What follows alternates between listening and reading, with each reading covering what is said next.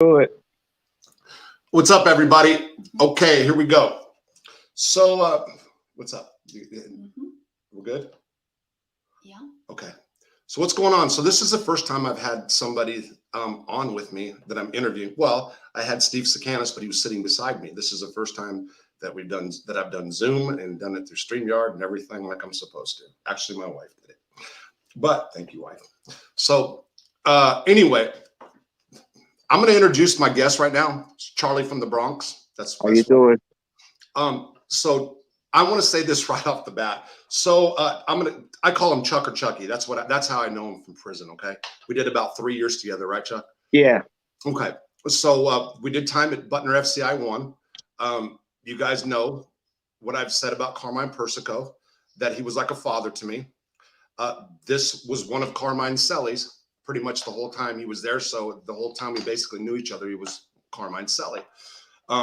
So I brought him on tonight with the intent of doing one story, which I've already talked about a little bit in the past, which was an incident that happened in the chow hall where a kid from, was it DC? He was from DC. DC. Right? DC.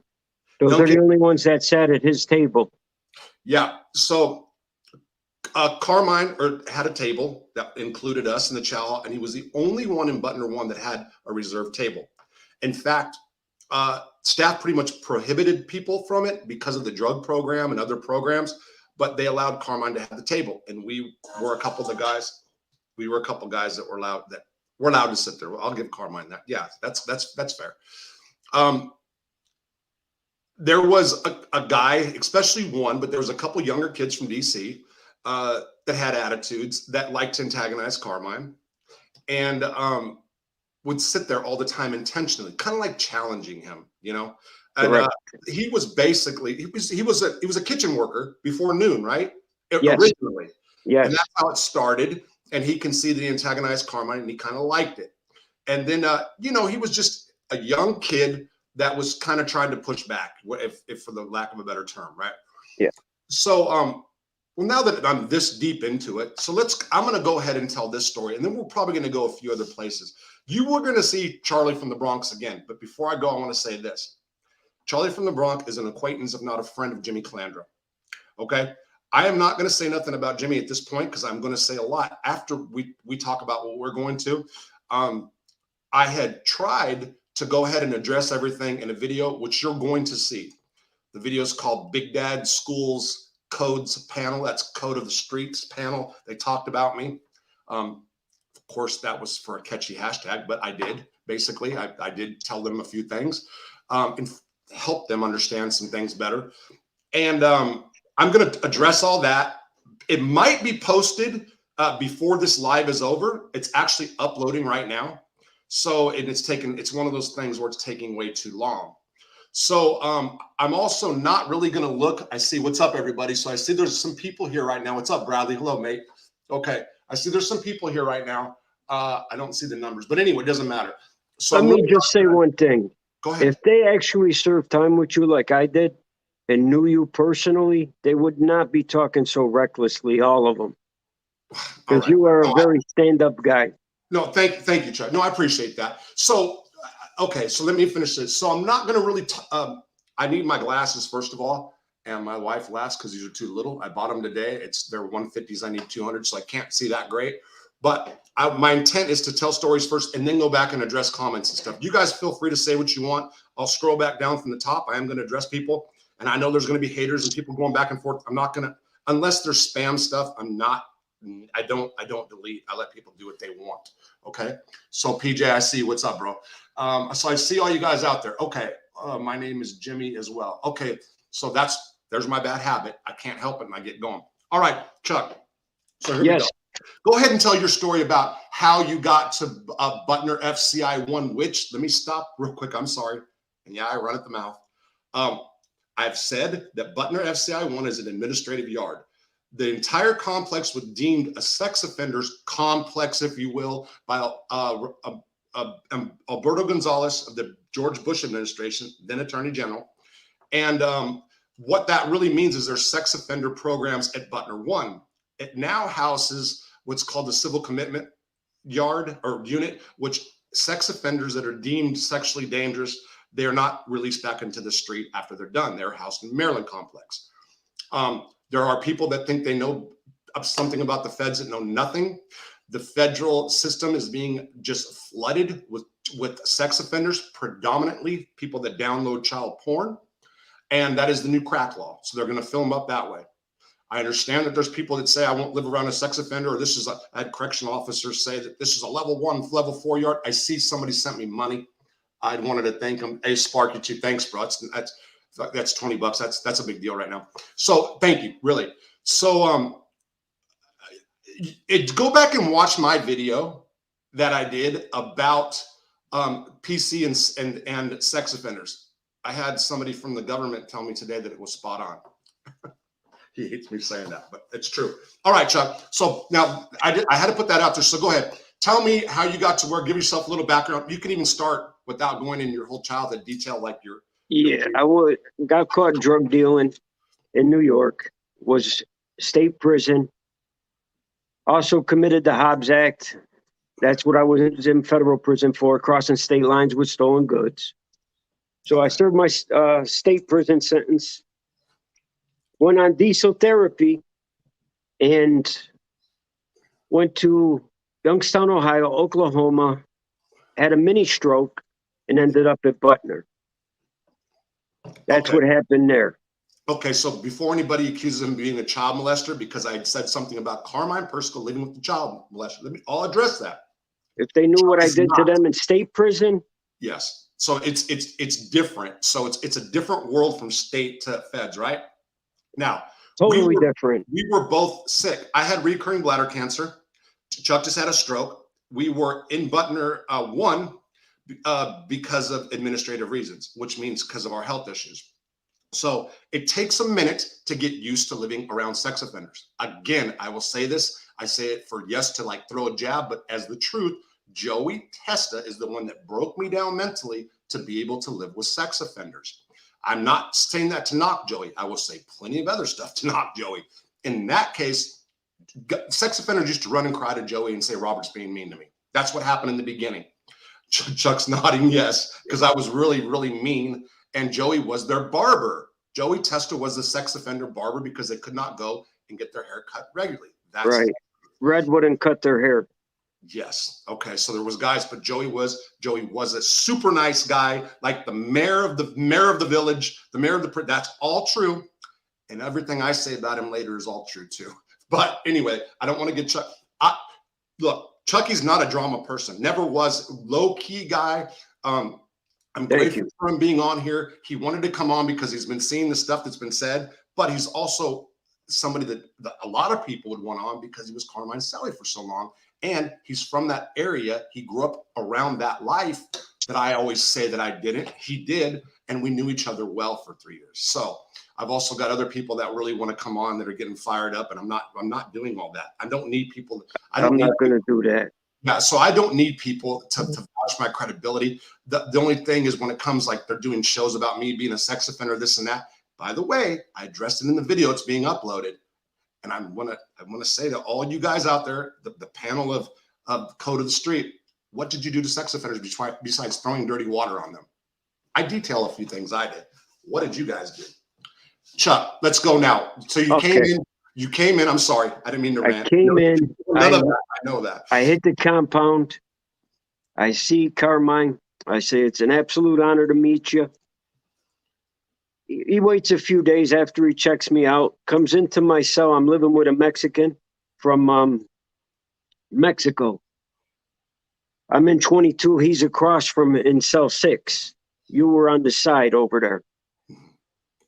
He comes in my cell. I'm alone at the time. He wants to talk to me. He says, if you want to run with us, this is the way it's going to be. He sat on my toilet in my cell. I was in complete awe.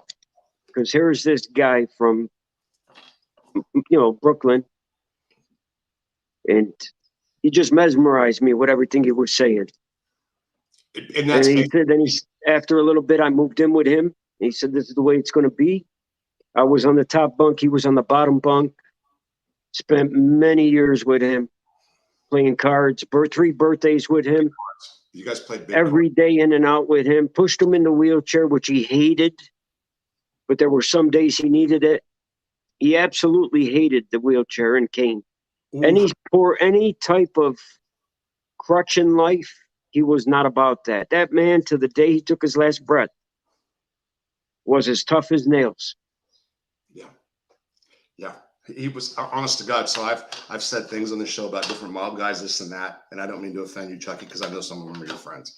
But I've said this. But when it comes to Carmine Persico, when it comes to him, that was the real deal. So people that love the mob genre, that are infatuated with the mob, or just like the true crime stuff and all that, you guys can rest assured that that was the real deal till the end. He was 100% real deal.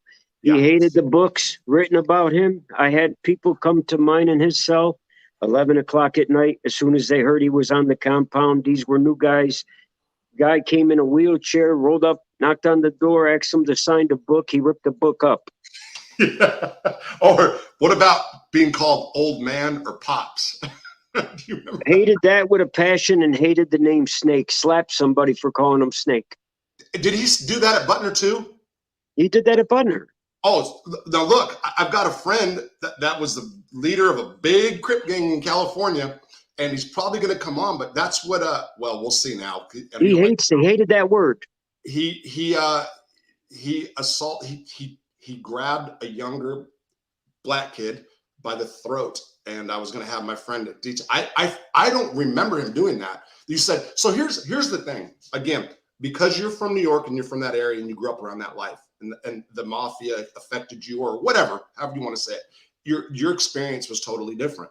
I'm not saying that we didn't have shared experience, but you knew like the questions to ask when you guys talked. Not like Carmine was going to give your deepest, darkest secrets, but you know what? Tell me. Not to interrupt you. It's okay. I talk a lot. We never. He asked me a few questions, racketeering, certain things like that, but we never really discussed mob activity. The only time it ever came up is when the big arrest happened with the 127 mob guys. That was the only time because he was really stressing. He made the papers again, and he was trying compassionate release at that time. Mm-hmm. So he was really stressing it at that time. Yeah. So, was when he made the papers, was that when the big indictment came down? With his son-in-law, yes. Angela? Yeah. Okay. So that was actually the day I left, Chuck.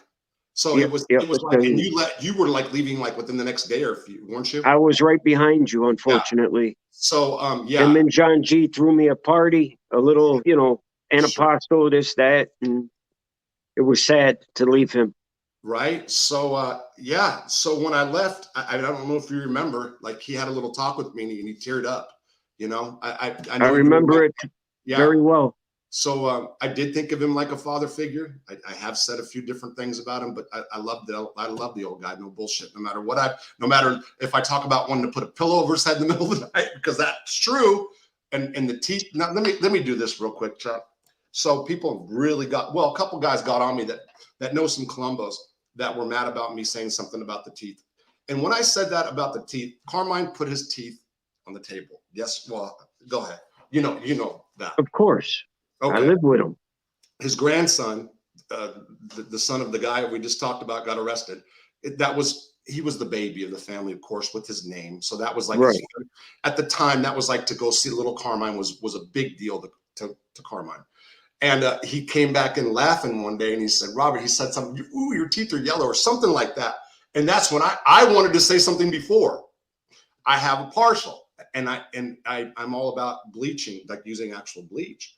And I said it, and that's what I was talking about. He did leave his teeth there. There was a plot at one time, and that's why I asked you if you knew Akanza. There was a plot to take the teeth and like sell them for, not with me, with some other guys, but of course that didn't happen. Anyway. Well, here goes another story, which I'm sure you remember now that you Right. brought up the plot story. Yeah. Do you remember the trifecta, the pitcher, the disc? Josie? Yeah. Yeah. He cornered him. I was with him. It was me and him in the cell. He cornered Josie in the cell. And he told him, if you got that disc, you better give me. I mean, this was one tough guy right to the last day. You better give me the disc. I swear, I don't have it, Carmine. I don't have it, And after that, he was chased away. He was never around us after that. So just so you guys know, Bernie Madoff gets on the compound, right? Carmine sends Bernie Madoff a package via Stevie Mailakis, yep. and Drew, whatever. But Carmine's a proud man, so he wasn't going to go approach Bernie Madoff. He let Bernie approach him. That happened. I was actually with them in the hospital when that happened. Pretty neat moment, actually. And this kid Josie, who was from DC, white/black kid. He had a bunch of black family members. I think he had a little black in him, but he was a DC kid. But he loved Carmine. Went around Carmine a lot, and Bernie Madoff people were trying to take photos of Bernie. As a matter of fact, Carmine and Bernie got together and they said that I can take a picture with them. Right when they stopped it, that was when one. Yeah, they think the website, they screwed everything up for us. Yeah. Carmine actually came to me because he didn't take pictures and said, I'm going to do this for you for that. Anyway, so there was a camera. Josie was the cameraman on visitation, and he got photos of Anna on the yard. He got photos of Bernie and Bernie's wife on visitation, and he got photos of Carmine on the yard.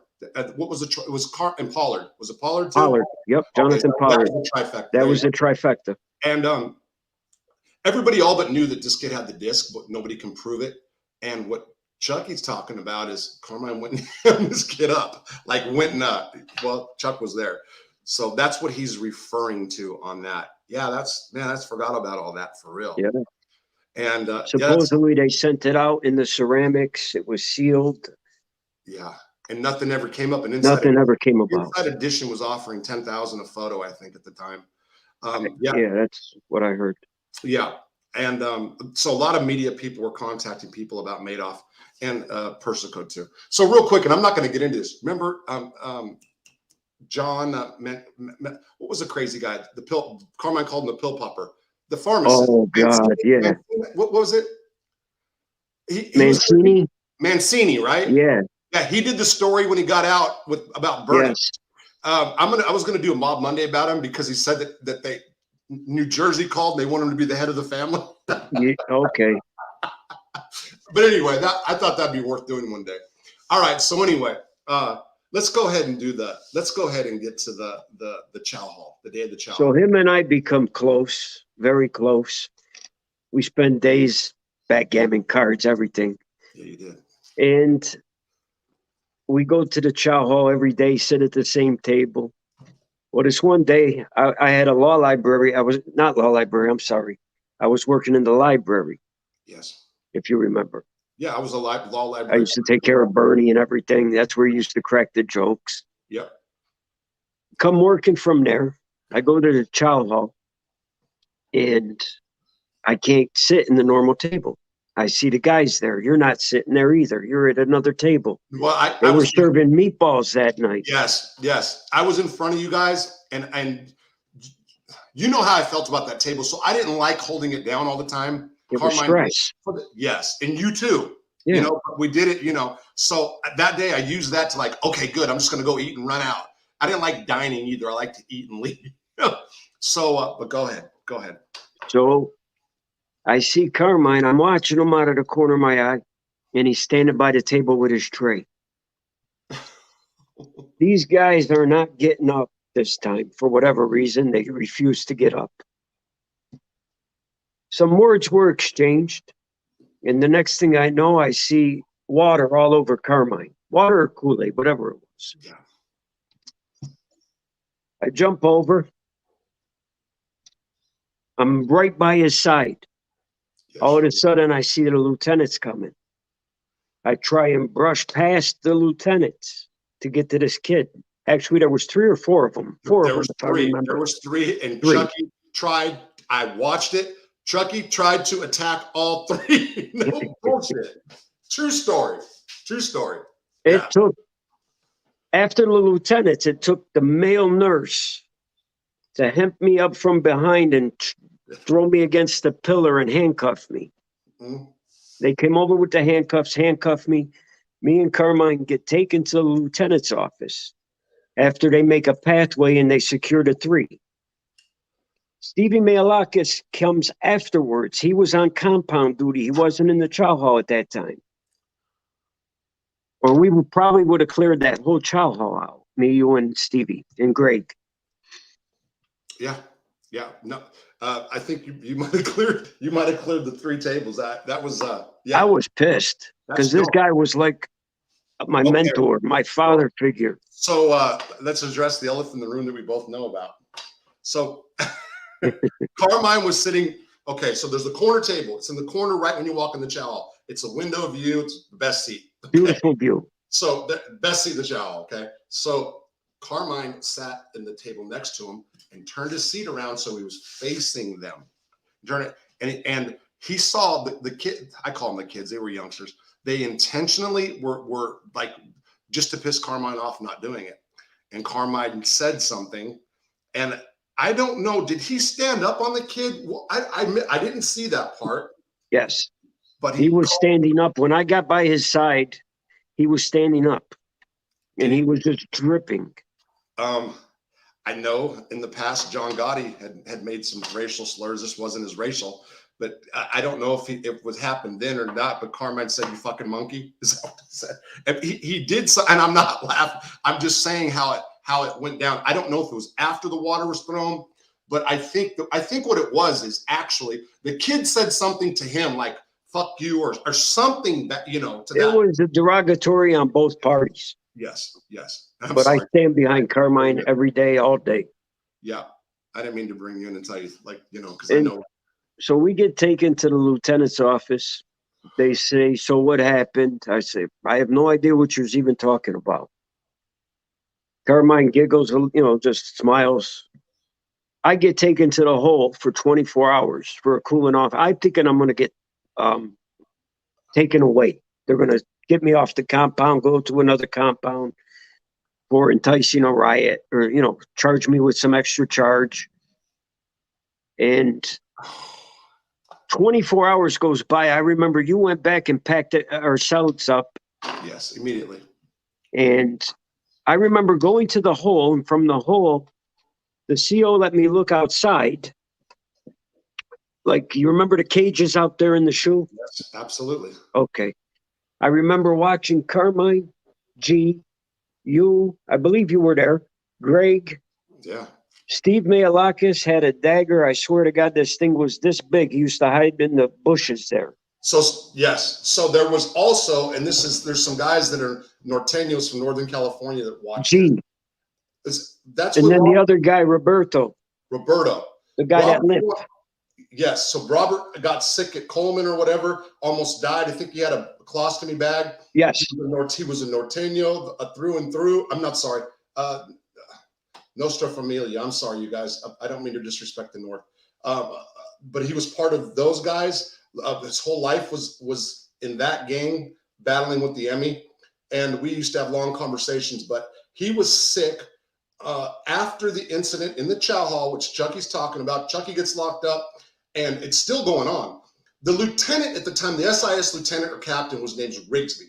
Carmine knew him. I knew him from a different joint. So Rigsby walked Carmine up there. They locked you up because you were going to jump all 3 of those guys. Yes. And let Carmine come back because they didn't want more problems to occur. Well, he agreed. He also agreed that he would cool the situation out. Yes. Because he was worried about getting sent back to Big Sandy. Yes. He wanted to cool the situation. Well, that's what he told them. Right. You and I both know what. Yeah. That's what he told the staff because he didn't want to cool the situation down. Right. That old man came back and said, basically, without saying the words, "Robert, get your shit." What I mean by that is that when somebody says "get your shit," they mean get a knife. So, yeah, I'm going out there right now. We're gonna go deal with this. And now Carmine had a cane. He needed to be on a wheelchair. I'll never forget watching him swing that.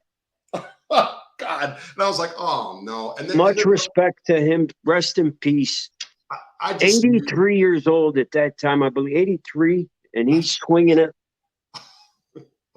I just knew. God bless him. So remember this now, Chuck, and think about it. It's Carmine with the cane that can barely walk. It's Roberto with the shit bag, and I don't mean to say that. I mean, God bless him. He's barely can walk. Right? There's me. I was okay. You got Stevie that didn't want drama because he was getting ready to leave or something, but he had the piece, so he had to bring the knives. And there was one more. Who else was there with us? G had the bocce ball. And he wrapped the bocce ball in the soccer bag or something. Yeah. So there's probably what 13, 14 of them, and us and like the geriatric crew. It was interesting, but nobody ever backed down, and nothing ever became of it. No. Carmine swung a cane at the dude, and he's like, "Carmine, come on, man! I don't want. Look at like you guys are outnumbered. I don't give a fuck." Yeah. Man, oh man. Nobody wanted to go off the compound either. Even the other side, the DC. But the kid ended up getting shipped out after. Yeah, his own people got rid of him. Right. That's a really good point you make. I've said repeatedly that Butner 1 was an administrative yard, gang dropouts, child molesters, all kinds of bad people in the prison system, and about 20 to 50 good guys. Okay? Yes. But yet nobody wanted to leave because it was so mellow, you know? When I first hit that compound, and I remind you, I'm coming from state prison, Youngstown, Ohio, Oklahoma. I was around some of the worst people, you know. Yeah. I was a small guy back there with all these guys. Yeah. So you see this compound that you come on, it's like Disneyland. Yeah. It's like a college campus. I said, no, they had to lose me. I'm at the wrong place. You guys, there's no way I'm on this compound. You guys got trees, flowers, grass. You got a full yard here. There's no bricks, no gun towers. Right. I thought they lost me somewhere. Hey, real quick. So I told you, I'm just scanning through this. And there's a dude called Lee King Snatch. So I'll call him the Snatch, right? And he's just trying to goad me. He asked me if I'd wash Joey Testa's underwear. If I still I'll shave my back and my balls. Well, I've always shaved my back, but he's like really like trying to go hard on me right now. And he's like kind of making a fool of himself. Hey, so your heroes, I'll be after him. I'm the only one telling the truth on this channel. Lee King, I'm sorry, Chuck. And I said I wouldn't. Go ahead, do what you got to do. I heard you sniff little boys' bicycle seats. Yeah, you're the only one making sense. That makes sense. I was in prison. I couldn't sniff bicycle seats, jackass. So anyway. Okay. No, we were at an eyeglass place. They made eyeglasses there. Yeah, they made eyeglasses. So I heard. So I gave him his little time. So let's see. He's not making. I wish he had something good criticism, but he's just being stupid. Go back to the Fanboys channel. Okay, so that's man. I just think about that time though, and I can imagine all of us. And there were some like pretty serious DC dudes that were very serious, and that lifted weights every day. And we got Chopper. Yeah, right. He was upstairs. You had Yo-Yo from Connecticut across from us. Yes, yeah, that's right. You had Goat, who was across from us. Yeah. He was down for life. Let me know more, Lee King. Yeah. Okay. You had the old man that was right next to you in the wheelchair. What was his name? Matter of fact, Sergeant of Smack was his celly at one time. Do you mean the old white guy? No, he was an African American. Yes. Mr. Curry. That's it. Man, that was the guy who did the piece about Obama. The thing I remember most about Obama being elected president that was absolutely amazing was seeing that old man cry. He was 91 years old. You know, he hated white people. Let's call it like it is. Okay, but he was respectful. He was, and he went through World War II and was treated really bad in World War II. Bad, right. And unfortunately, at that time, it was different times. Yes, and Carmine was the one. Carmine was a historian, whether people want about history. Carmine knew history. He was, for being a dropout, he was one of the smartest men I was ever around. Yeah, grade school dropout, by the way, like fourth grade, right? But Carmine said one day, because I was like, man, that's a racist old, mother. And Carmine's like, Robert, he has a reason to be. Do you know what they did to him? And then Carmine addressed him and talked to him and said, where were you? And he was done bad in World War II, But so, we got the computers. Carmine didn't know how to use them. I helped him. You helped him. And Mr. Curry didn't, but he didn't want to ask none of the younger black kids. He said that they are all stupid. And he didn't like them either, but he really didn't like white people. And I started helping him. Whoa, somebody just hooked me up like huge. I got to stop. Lee and all your busters, take $1 and get back the bucks. Howard Johnson sent me $50. So that's on this channel. That's the biggest thing I ever got. Somebody sent me 100, whatever. And Howard Johnson, I need to thank you. And some other people sent money. Thank you guys a lot. Really. That's good. Seriously, I appreciate it. They're just talking bad about other people too. But yeah, I wanted to thank him. But so Mr. Curry, I helped him start getting his contacts, and then we started talking about Obama. And that's when I went through I liked Obama, then I fell in love with Sarah Palin. You remember we used to watch the news. So oh God, every night. Yeah. So Curry, started like getting angry at me because I didn't, he saw me like turning against Obama, right? But the night of the elections, which you were sitting there, the Republican Party looked like they were going to win. So if you watch politics, it always turns red first. And Curry couldn't handle it. The old man wheeled away and went to bed. And all of a sudden, when it started looking like Obama was going to win, man, the first thing I thought of, there was a bunch of younger black guys in there. They started like getting happy, and I went and got him up, and he was laying in bed, depressed. And man, when I got him up, I helped get him out of bed real quick because he wanted to hurry. And I wheeled him up there, and he started just crying. And that was one of the most amazing moments in prison. No bullshit. Yeah, it was something. And Carmine commented on it too, gave Curry a hug, because of that, if you recall. But yeah, anyway, I'm just rambling like I usually do. That's okay. It's all right. So, I mean, we could go on for hours talking about him. The stingers, the pasta, the homemade pasta, the homemade pizzas. Okay. I mean, his cooking was in a microwave, second to none. Like I was eating in a restaurant. Stop, everybody. Chuck is a professional chef, by the way. Correct. Has been for what, 30-something 33 years.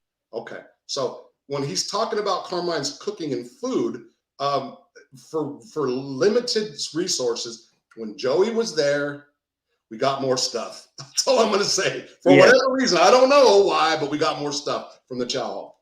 And real quick, somebody wanted to ask, were you there when me and Joey got into it? That happened at Butner too. He was not there. Did you ever hear about I was at the low that time, and I was around.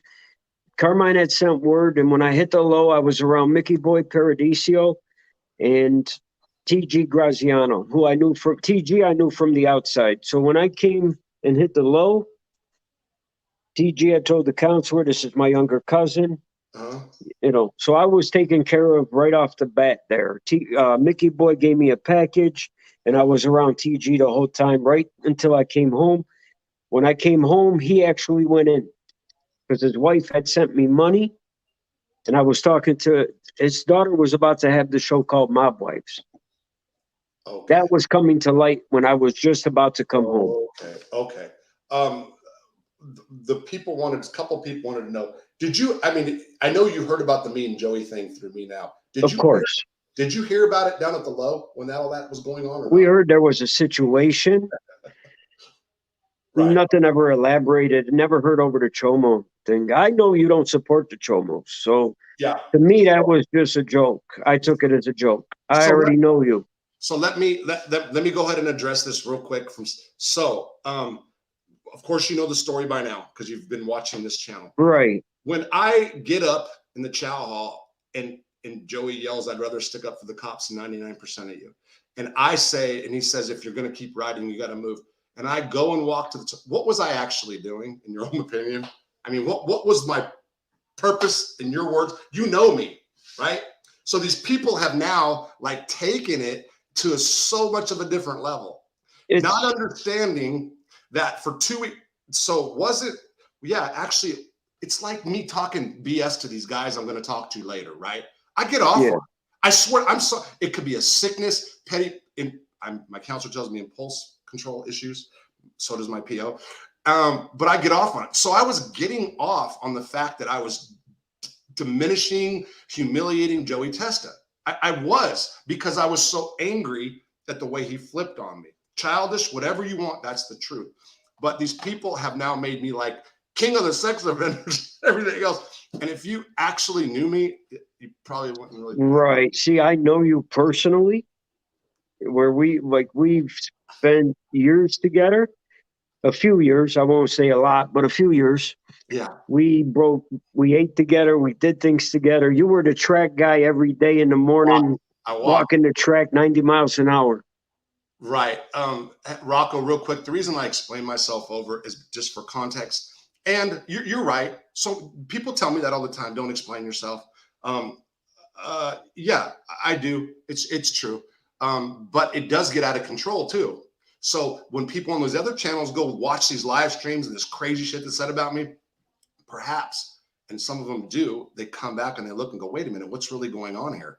You know, does this guy love sex offenders? The video I put out that's not uploaded yet details some of the things that I may or may not have done to sex offenders. So anyway, I'm sorry, Chuck, and I do. Okay. So there's a guy named Johnny Mac, and he's been real critical of me, but he gave me the name Chatterbox Bobby, and that's actually pretty freaking. He tried to say it because my family issues, and the family is saying that I did meth and I was doing drugs and I was doing everything. So he took that to try to like make, but it was actually a great nickname because I ramble. I do. I mean, it's me. I have a talk show, people. Yeah. Anyway, so yeah, but man, I don't even know what time it is. I'm not trying to cut you off yet. I'm not. 8:30, 8:35. Okay, so we've been on 35. So that's okay. So but my point is, you know, I told you, like, you were reluctant at first. I mean, you would do it because it's me, but I know that you don't like to be in the mix. And especially because you have a relationship with Jimmy and the things that are going on. And I didn't want you to get like all off into that. Yeah. You know what I mean? That plus I don't get into the middle of other drama. It's just not my thing. Yeah. I listen to some of them and I don't like, how can you be critical of somebody you don't know? Yeah. So, okay. So in regards to me as a public person, when you put yourself out there, it's like fair game. You know what I mean? So it's cool. No, I mean, it's like this dude Code of the Street that I did a video and I'm going to talk about later. That he's never said nothing nice about me, but I respect that guy. And it's because he goes on and prays, you know, he's got whatever issues got to praise, and he's sincere. You know, his show's not got many subs. I hope it gets a bunch, no matter what happens between us or whatever. I'm not going to keep going on, but I want people like to support that guy. And I mean that. And I've said over and over and over and over again that Calandra does some really good shit. Other stuff now that when it comes to personal, and as far as they take the high and mighty horse, like, oh, you shouldn't talk about this, and then they do then that's where like today I did it. I kind of lost my. I didn't lose my mind. He has a pretty big channel with a lot of subscribers. Sure. He changed his life. He's a great father, you know, personally. His past is his past. He is who he is. Okay. Well, I'm glad. That I'll leave it at that. No. I'm glad you said on this show because, like I said, yes, I'm going to be critical of him at times. Yes, I'm doing T-shirts for sure. But you got to give people props where their props is due. You've got to. You're an idiot if you don't. And that guy he is somebody and is going to be a lot more. Anyway, that's all I'll say. He made money years ago. He's making money now, and he'll continue to support his family. Thank you for the NOLC. No, let it rip, Rob. Your stuff's off. Somebody else sent me money. I wanted to thank him. Starts with an A. And this Lee King guy, man, I wish this guy would come up with some. Come on, Rob, stand up one time. Let them see your camel toe. Yeah, I guess maybe he hasn't seen my wife. Boom. That's what. And by the way, speaking of my wife, FBS, there were some people saying some real bad shit about her today, talking stuff about it, and you never correct them. You didn't care, and you're talking about how much everybody does bad things about women. Okay, I'll stop for now. Maybe this. So what else, Chuck? What about Carmine today? Before we go there, back to the chow hall incident. I will finish that chow hall incident. 24 hours goes by. I still don't know what's happening. They finally come and get me the next day, and I'm brought back. Carmine hits me with the big tray of meatballs from the night before that he saved, that he warmed up. And we talked a little bit. He hugged me. He said, thank you. You know. Yeah. From that moment on, our relationship became even closer. The conversations became a little deeper. which Yes. he never, let me put this out there, he never talked mafia stuff. Thank you. Okay. Never talked murders and this and that. And I'm from that area. I'm not going to talk. We don't So, talk like that. but did you talk about stories that were going on in the local? Because he read the newspaper The constantly. newspapers, absolutely. For Certain example, things there. yeah. So Stevie Mulakis would go over there and talk to him about stuff every day. Right. Stevie knows a lot of the inside thinking of Carmine as far as like, what did you think about John Jr. and this and that? I've said openly that when we watched that 60 Minutes interview, it surprised me because I saw somebody different. He paid attention to that. We were sitting right there. It was me, you, and him sitting at the back table like we always did. And he watched that interview.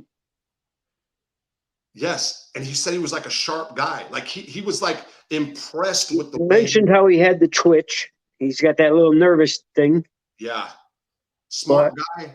Very smart and intelligent, well educated. Yeah. He did not slam him one bit. And I was like looking at him like, huh. Because I thought that he would. I know how everybody in the world. I know how he felt about the father. Right. Yeah. Yeah. So yeah. But yeah, he John Jr., if Angel ever listens to this, Carmine Persico, absolutely. I don't care if your brother's this or that or whatever. He thought highly of that interview and your brother's thinking and intellect for sure. Yeah, he did. He did. Yeah. So anyway, you went to the hole for the 24 hours. Went to the hole. We had a cooling off period. I didn't get shipped out. They told me they were going to keep me on the compound. That don't start any trouble. Avoid it. And they ended up shipping the kid off anyway. Yeah, like I said, his own people did that. But you're absolutely correct that your relationship changed. And I'm going to tell you something now that I just thought about. So how there was a guy that Carmine was allegedly close with at Lompoc. They called Michael. Operations, huh? Mike, was it? Yeah. Operation Snake Charmer. Actually, one of my friends, the dude that was the shot caller or the leader of the Rolling 60s, said that guy was actually pretty. He was kind of a tough guy, whatever. And but Carmine, he was real reluctant of people. He didn't just let people in. He didn't. Very standoffish. It took a lot to gain his trust. So what happened with me and him was it started off with JoJo because he found out that I was taking care of JoJo at the hospital. And what I mean taking care of, I mean changing the dude's diaper. Okay, straight up. And maybe I wouldn't have if I wasn't so high on pills. Maybe I wouldn't have if I wasn't chasing a nurse, because that's really what the whole dynamic was. But long story short, me and JoJo Russo were close. That's Carmine's nephew, captain of the Columbos once upon a time, dying of kidney cancer. Right before I left Lewisburg, where we were together for 5 years, we had a little falling out. But when JoJo came and I saw how he was dying, and then the dynamic between me and a nurse and me being high on pills, I was up there every day for 17 days. Carmine knew that. So when I got there, that's how he viewed me. And because he heard that me and Tommy Karate were real close, or that Tommy Karate thought highly of him. That's what happened. So, and he knew that I didn't know about mob stuff and mafia people, and I didn't care. So we got close as far as trust that way. Of course, I never asked him any questions that would hurt him. So he knew I wasn't prying or something. So when Chuck came, guy from New York, what's up with this kid? What's going on? Not too sure about Chucky. What do you think about Chucky, Robert? Chucky's all right. Chucky seems like a real nice guy. Are you sure? What do you think about, when you did that in the chow hall, when you were going to take out 3 dudes for that, just on the strength, that's when I think you moved in shortly after. No, was it after? Yeah. You weren't living with him? I was already living with him. You were? Okay. Yeah. Okay. And okay, so let's, I don't know. I'll save that. I was going to talk about the incident with Dude G in the shower, but no, I don't want to. No, because then it'll be like I'm tooting my own horn. I don't want to do that. I don't want to do that right now. You moved in with him after an incident in the chow that happened between me and his celly. Matter of fact, we can do that something at a different time. I'll definitely come back on and do a piece with you with Johnny Moose. Okay. I forgot. This tonight was going to be about Johnny Moose. Right. He was a dear friend of mine. Very dear friend of mine. People had commented about that. I seen a lot of people in your comments. Yes. And I Steve, was 2 weeks away from picking him up. And I'll save the story for another time. But he okay. passed away of COVID. And he also was the real deal. And may he rest in peace. I got the call from his brother when he passed. You did? Yeah. You did reach out and you said, Rob, are you going to do the story on John? And I said, I have to do some research and stuff. And then we started talking and I didn't realize. I'm not going to give the details of things I've already shared with you because I'll save it for your interview. Thank you. Okay, cool. And we will do that piece. I feel I should be the one because I was very close with him. Absolutely. And maybe 2 weeks back to back. We'll see. We'll see how things go. Maybe next when week. you have time. I'm in no hurry. No, it's not that. It's just so I have you here, and I don't want to do it 2 weeks back to back, kind of spread it out. Yeah. Too much Rob and Chucky. You know what I mean? Once again, it's been years, but hey. Yeah. So, what time do we have right now? And the reason I keep asking is because Marta kind of gave me a little. Can you go over an hour or no? I can. Where are we at? You're at 46:06. Okay. So what else should we touch about Carmine right now? Carmine, I hope he's up there looking down on us and smiling. I really do. I hope he's at peace. It broke my heart to leave him. I actually missed him. I would have did more time to be around him. Yeah. He was not only intelligent, not only tough. He had a hell of a heart. He did. If he liked you, he liked you. If he hated you, he hated you. Yes. There was no split hairs with him. Well, he can be difficult at times.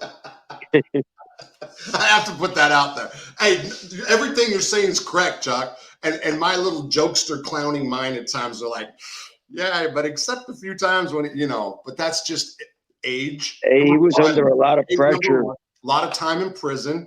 He had things going on, obviously, that we weren't aware of. With his family, which I'm not going to mention out of respect. I'm friends with the granddaughter. Okay. A lot of problems. They never left that family alone. Yeah. They carry that name very proudly, and they still attack them. The feds still go after him to this day. You know the what? son, So I'm going to say two things right now since we're talking about this. So there's sometimes when I do pieces about people or say some things, and I've been on here many times saying Carmine was like this, like a father to me, and then I'll say stories and talk about the teeth, or there's things that if you look at it from a family's perspective can be upsetting. And it was actually Danny Trio that brought it up on before I even talked to them. And it did make me feel pretty bad, like for the person. I'm not going to. So this happened with me with the guy named Hans Grau too. Not everything I said was true and accurate, but Hans Grau's son reached out. And I know people who knew his son, and his son they thought was just like this fantastic guy. And the son was upset for what I said. And like after, I'm like, man, I feel really, really bad. When Danny Trio brought that up on Lee's Cult, I'm going to tell you, and I have a show to do, I have a channel to do, and I'm going to talk about things, and it's not going to, in some cases it would stop me, but my point is I did really feel like a piece of shit after that. I believe once you say something, you got to stand by it. I have to, and I'm not going to back up. You can't flip flop. Yeah, you got to stand by what you say and how you feel. That's it. Yeah, yeah, and everything that I said happened. The teeth, the I got drunk and the pillow incident and any other thing, it did. But at the same time, those were your days and your feelings. Yeah, yeah, yeah. One thing you cannot take away, the man loved and respected you. And you were very important in his life there. He trusted you with his legal documents. He trusted you cooking his pasta. That was a whole different issue. Do you remember why you bring 6 minutes, Rob? 6 minutes. Fuck. Aladante. What the fuck is Aladante? Speak English. I didn't know. 30 pounds I used to keep in my locker at all times. I held the stinger at times. You held the pasta at times. Yeah. Joey, before he left, was actually the stinger guy. No, he was the pasta guy. But anyway, that one time What happened was the steamer was broken or something. So it was like 10 minutes had gone by. He knew the water should have been boiling for sure, right? And he had bad food anxiety, bad, Yes. right? He had anxiety, period, unfortunately. Yeah. So, I never even knew what anxiety was back then. I never knew that I had anxiety until I got out. Right before I did the show, I like started eating. My wife's like, "That's because you have anxiety for the show." I'm like, "What do you mean? I'm comfortable." She goes, "It's anxiety." And I thought about it, but the water was supposed to be boiling for sure. Okay. So then he asked, "Have you put it in yet?" And I lied because it wasn't on. It's in. I didn't know that he was timing it. Right? So he had it clocked, right? On his little radio. 5 minutes goes by. Take it out now. I'm like, "It's not ready." Take it out. Oh my God, I remember that. Yes. And if you remember, it was like freaking glue. It was Yes. hard. He was pissed. Yeah, but he ate it, because he'd already started it. And I didn't eat it, and he got pissed because I lied. And then I turned around after wasting all that sauce and all that food, and he was so mad at me over that. I mean, he got over it that night, but my point being is that it was coming out. The time's up, Robert. I used to like to go 8 minutes, okay? Joey Testa told me go 9. Don't listen to Carmine. Kazi too. Don't listen to Carmine. Go 9 to 10. He likes raw shit. Don't let him do it. So I did 8 to compromise. Carmine hit me before 7. Yeah. So it was like, I was getting all these little, so. I remember every detail like it was yesterday. That's how important he was, to me. Yeah. Wow. Yeah. Anyway. He was just an amazing man. You're talking a guy that was around from the 50s and up. So I really do. I was actually going to write a book. I don't remember. So you knew when I started Convict Inc. website. Carmine, God, yes. He really got into it when I started, when the media started coming to me because of Bernie, right? Right. So then he wants with some people, like I get a lot of people that give me advice. Like he wanted to start saying, "Do this, do that. You got to do this," right? I'm not saying he was wrong, but at that point is when I said, "Carmine, why don't you let me write a book about you? Like you can put out whatever you want." I did not know at that time that he already was trying to push a book deal way back when, was some whole different story in the 90s. But he said, I remember he paused and he's like, "Robert, I would do that, but I have the compassionate release and I don't want it to screw me up." Right. And it was like, so you said he trusted me with the transcripts and everything because he started giving me all of it, all his case stuff. And he started saying this was what's wrong. So he was aiming for me to do the book at some point. We did not know I was going to leave like that. That just happened because that other Mike Mallory, freaking idiot, had that SEP on me. And we had to switch because he was going to the drug program. That's what happened. I had to leave the one and go to the Deuce because a guy named Mike Mallory, who was a dirty white boy dropout, heard that I was in the hospital, put a SEP so we couldn't be around each other. Right. I tried to have it removed, and he wouldn't take it off of me. Just like same thing would happen with Joey later. But anyway, yeah. So, but anyway, yeah. So you brought up a lot of stuff that just made me start remembering. Again, it's because different viewpoints, different areas that we're from. So you remember a lot of more stuff. Well, I remember quite a bit, but you brought. I remember when John G hit the compound, he brought John G in the cell, gave him a big care package and 4 books of stamps, welcomed him, put him at the table with us. I was going to do a piece with Stevie if he'll come on about Johnny G because Johnny G's a great man. Stevie got with him on the street. So, and I used to call Stevie and he's like, "I'm with Johnny G. Johnny G says hi, blah, blah, blah." And so powerhouse in the construction business. What is it? He was a powerhouse in the construction. I didn't know that. That. It's like, for example, Matty the horse. I was with Matty the horse too. Couldn't understand shit he was saying because I don't know. Like, I remember all these Italian guys who were in the mob talking to Matty the horse, and he's like, I don't know if his voice has always been like that, if he had a stroke. And I'm like, what did he say? And it was like JoJo's second day before he died. He's like, nobody knows what Matty's saying. Everybody just agrees. So everybody's sitting there going, yeah, I'm like, what the fuck But my point is, I didn't know who Matty the Horse really was until after, like, you know, about the restaurant, the porn industry, and all that other stuff, you know. Johnny G, like I remember that he also moved to the other side of the unit. He did. Him and G lived together.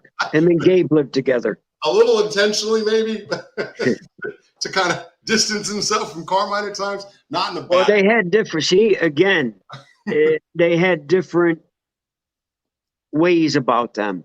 Yes. Both great men. Yes. Different. They moved to different rhythms. And let me be clear, they got along. They got along. I'm just saying. He still respected them. Yes, I'm just saying that he was happy to move to the other side of the unit and to have some distance, so they didn't, you know, because well, I mean, it gets tough. You know, I was there almost 4 years with Carmine, and here's my cell, here's Carmine's cell, here's the table, every day, all the time. I lived with him every minute of the day. So you know. And you too have your moments.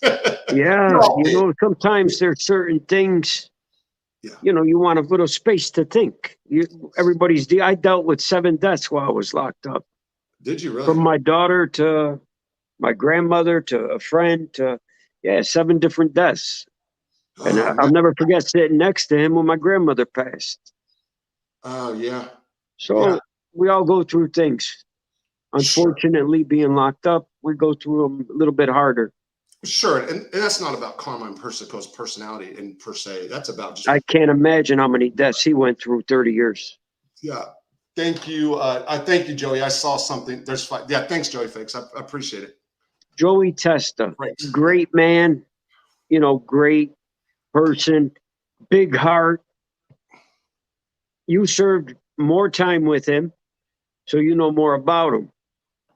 It's personal with me and him. Carmine used to get so pissed because people would come over, all different walks of life, would come over, and he would give them soups.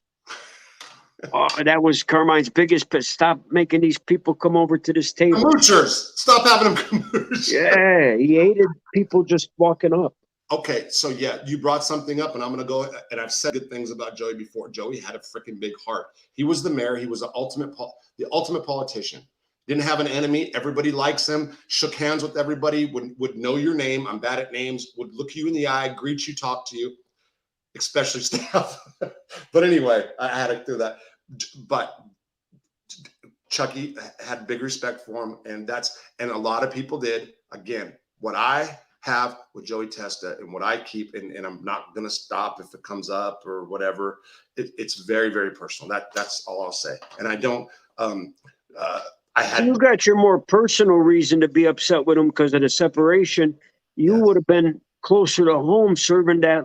You still had the life sentence at the time. It was that, and it was about the website. So after I left the one and went to the Deuce, and they really, I had the international media attention, and then I started writing stuff, and they got mad at it, and then I would get more anti-BOP. But the person who was feeding me the stories the most, or my #1 fan, or the #1 person that wanted me to put, was Joey.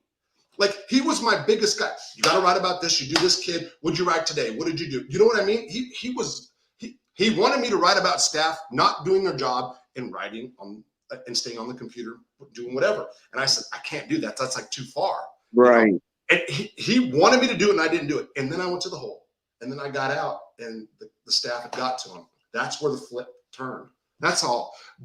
But like, I'll give people praise. Obviously, I praise Calanda's video. I will give people praise when praise is due. If it's personal and I know something that other people don't know, whatever, I'm gonna state my case. That's all. Butner was a huge eye opener for me to be around walks of life of that nature. Chomos. It shocked the hell out of me coming from New York State prison. Yeah. So that was the first time I was around him too. To see the Maryland unit where they're confined for the rest of their life, their biggest fear, and hopefully they all go there and not back on the street. So, do you remember my? There is no fixing a child molester. There is no in my opinion and how I feel in my heart. This is how I feel. I'm speaking for just me at the time. Well, there's some of them there's no fixing them. Yeah, there's some of them that'll say that. They'll like there's a YouTube, I think, channel. There's a guy that's like, I'm a pedophile, but I'm not an active pedophile. Okay. So in other words, it's like being an addict, but not using. Marta showed me, Marta gets all this weird stuff that comes from Spain. But so when it comes to them, yeah, like I said, it took me 9 months. It took me a minute to really get, but can you, once you're like, okay, it's like the norm, right? I mean, I mean, you don't like them, but it's, you know what I mean, to be around them. When you're coming from a compound, or where you see them stabbed every day, or you see a lot of violence, you see, the horror stories I could tell you is unbelievable. And I'm sure you got some coming from where you came from before. Yeah. So I'm going to put it out there. So Marta, is the video uploaded? I was going to have her just run that video, put it out and not talk about it, but I'm going to talk about it too, about things I did. And it was a direct response to Code of the Streets panel. So yeah. I saw that video this morning. Is my video uploaded? Please find out, please. Thank you, baby. But yeah, so anyway. I watched that video this morning, so I know what you're talking about. Well, no, there's one that's not up yet. So what happened was I said what I was going to do tonight, and I said what I said. But then at like 4 o'clock or 3 o'clock, I was actually looking for Code of the Streets thing so I could make some notes on what one of the correction officers said about me. That was the truth. And what happened was FBS popped up on my freaking thing all of a sudden. And there he was. And he was just taking off on John Gotti with the picture of John Gotti. And I'm like, so I made comments and he deleted them. Nobody, if they're not in his feed, so he wouldn't acknowledge them. Is it up? Seriously? Yeah, probably. I should delete it and put it again. Go ahead. I'm going to put it up. I'll talk about it after. That's one of the most common pictures in this. Probably Google searched on John Gotti. John Gotti? Oh yeah, probably one of the most looked up pictures. It's look when you think of mafia and you think of American mafia, that's the picture. And Al Capone, John Gotti. It has to do with his court battle, the way he thumbed his nose at the government. His daughter said it best. I listened to her, and I have been the only thing I've ever criticized Gotti for that I know for a fact, I was never around him. I know a lot of guys that love that guy. When his daughter says that at the beginning of it, probably more guys in prison that were mob related love John Gotti than anybody else. Okay, that openly admitted, that it would openly admit it. You know what I mean? They talk fondly of him, I guess. But so all the thing I've ever said was the thing at Marion when he called the black guy. Yeah. Yeah. So, and then he paid the AB X amount of dollars. I know from some people that were there or how the group think was from the brand or Dirty White Boy become brand, whatever. I'm not going to say who, that they, in their mind, they're like, we got him. We extorted him. Now, in their thinking, and maybe like Angels or anybody else are like, he had the money to do it. What the fuck? He bought a prison gang. You know what I mean? Yeah. My point has always been like, well, and I've just been, I get mean. And I'm like, your hero got extorted. That's like my fire back. You know what I mean? Yeah. So again, that's me coming off. I will stand behind saying that I do believe that there was that they. Unfortunately, from what I heard, that happened as well. But he was also, you can't take away the fact that he was half of his normal self after being butchered by the government at a time where he was at his weakest and most vulnerable. And never, he always stayed in Gen Pop. So yes, no. And people said, well, the dude was sick. He was very sick when this happened. And what they did to that man on his deathbed. They butchered him. So there was people on that tier, and even Greg DePalma, I think, was there too, and told me. I think it was Greg. They had him cuffed, just like his daughter said in the video. They bed, really up on his own blood, dying. They did. I'll say all that. But I've said what I said, and I don't take stuff back. But there's two sides to every story. Right. And people have different views. Everybody has their own truth, I guess, or whatever. Someone can be supported with facts, some of them can't, but whatever. Personally, knowing Carmine went out He never would have bowed down to anyone. It's real quick, Lee, I'd pop a top with you. Lee King Snatch, all this crap you've been talking for real. Like, so you see me do this. I've actually laughed at some of the stuff you said. I ain't gonna lie. And I would drink with you. First, especially because I didn't get my patch for another 2 weeks. Alcohol, drug patch, whatever. So yeah, I'd pop one with you, bro. Anyway, oh man, these people. Code of the FBS wife. Hey, I don't know who said that, man, but I don't know. Honestly, so here, I'm not going to delete. But I wouldn't, man, they got a whole thing about her. Man, I'm prone to want to take that down. I can't, because I tell people that's their own deal. Like, I wouldn't, these guys are going off about his wife. Whose FBS. wife? They say something about the title of it is FBS Sharna, FBF wife Sharna Loves. Who's FBS? The one you did an interview with last week? Yeah. Okay. What I call the Dingleberry, or I call him now, it's Goblin, Batman, Ratman, and Goblin. But he was talking shit today. But they have a whole thing dedicated to his wife and black penises. Let me put it the nice way. I absolutely love my wife. She changed my life. So I'm not going to go comment on somebody, Sure, no. I say in my video that's being uploaded right now. Like, I've even my wife is the most important person in my life. That's pretty tough. Rob's wife is hotter. No, I appreciate it, but so the whole title of your thing. Anyway, I don't stood by him the whole time he was locked up, almost. 10 years almost. Chuck, no.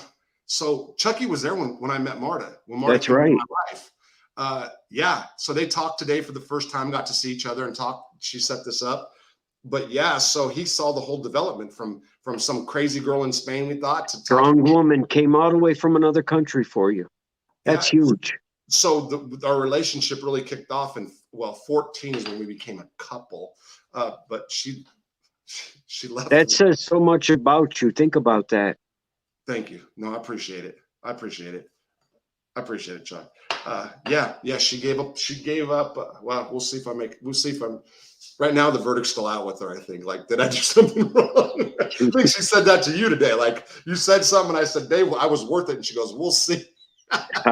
She's my worst critic. If people just listen to anything she had to say, they have material. Hey, behind every good man is a woman that made him that way. But you never expected his ass would be released. So Rob's wife, this is what this guy's saying, just wanted entry in the United States.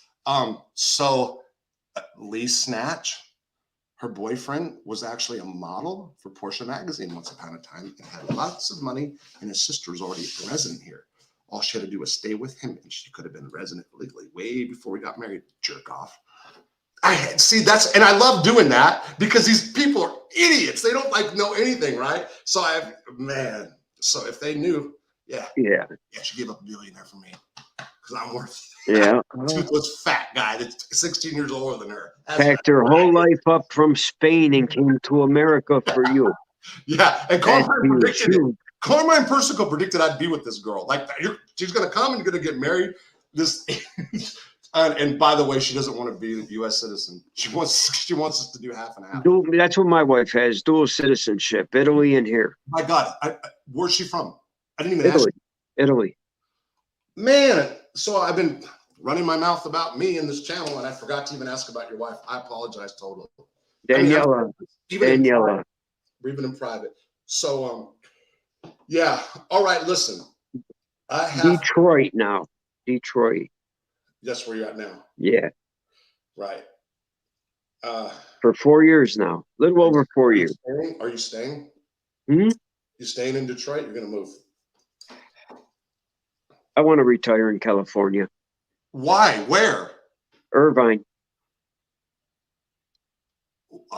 Okay, so Irvine. I really like the area. I have a good offer out there as of now. It's up in the air. So I don't know. Who knows? Maybe in 5 years, 10 years. Right now I'm here and this is my home and this is where I'm going to stay.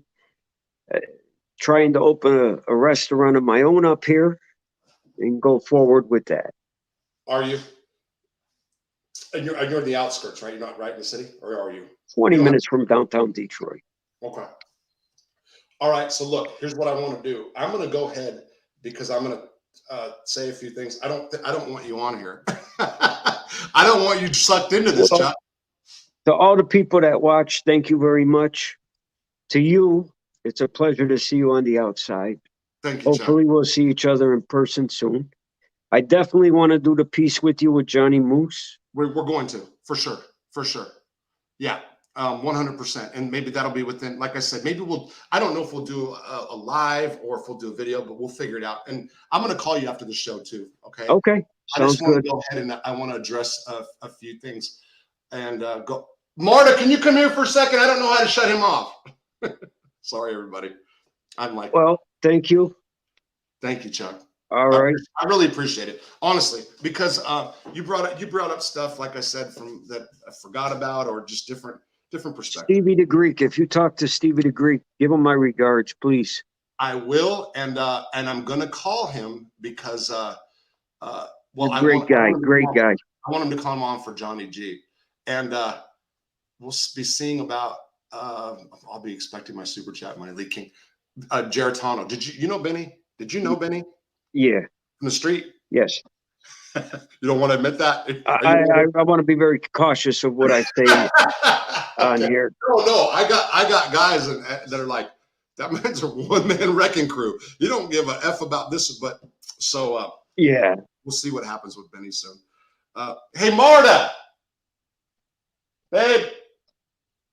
Like, I don't know how to, let me see if I don't want to like cut the screen off. So there's two things. I don't want to leave the studio. I don't want to invite you. I'm sorry, Chuck. I just don't know how to do it. That's okay. I could do it from my end, I believe. You can? Yes. Okay, bro. Take care. I'll call you out. All right. Good. Thank you very much. No, thank you. Take care. All right. Okay, there I am. All right, all you sports fans, mob drama guys. I know. So there's a video going up, and I'm going to go ahead and put it up, and it's going to address a lot of the stuff that I'm going to say right here. And my face is in the screen. Well, screw it. First of all, I watched FBS earlier criticizing Angel Gotti and talking shit about John, like I said in that thing. And it was hilarious to have her. And I didn't know. So people are saying, well, he's been talking about him all the time, blah, blah, blah. I had no idea. Why does he have the photo? Why does he have the mob fanboy photo back there? What a moron. I'm sorry, Dingleberry, Batman, whatever, Ratman.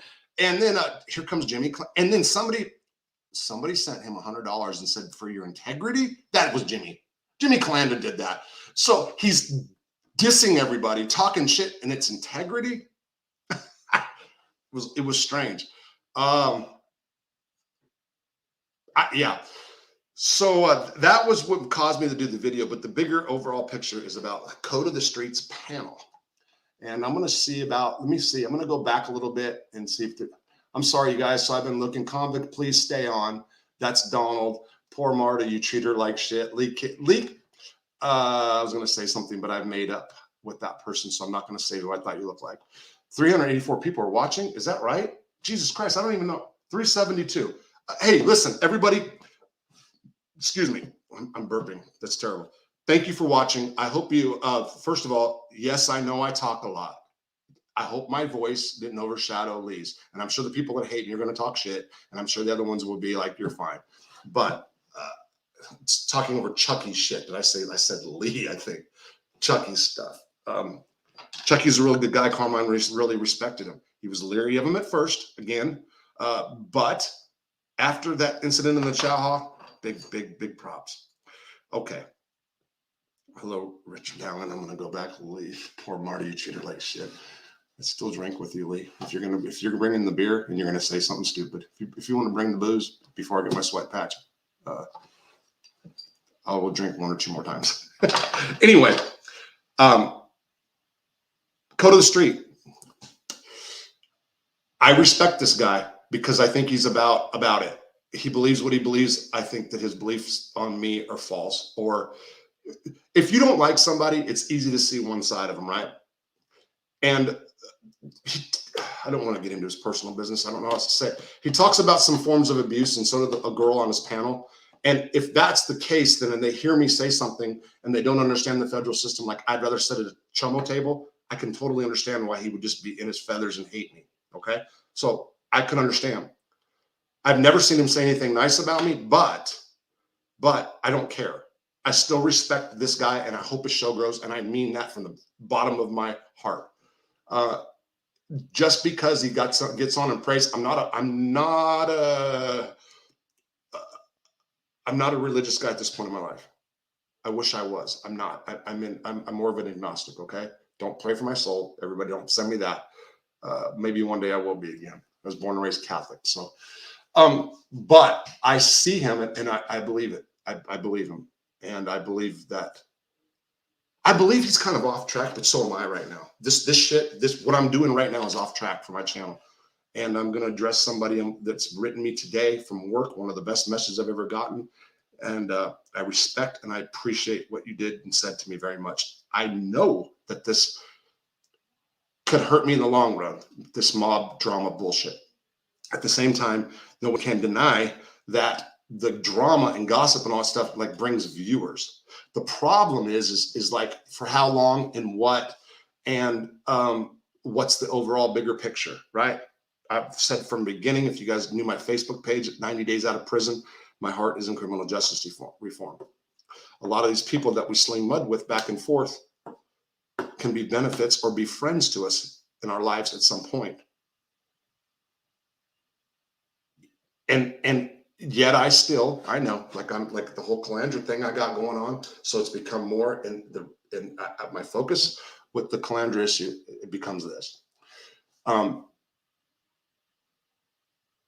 It's not the cooperation thing with Jimmy. It's the hypocrisy, just like FBS. And again, these guys are like, they say one thing and they totally do a different one. Like, so they're helping kids, but Jimmy just today threatened somebody wanted to fight him again.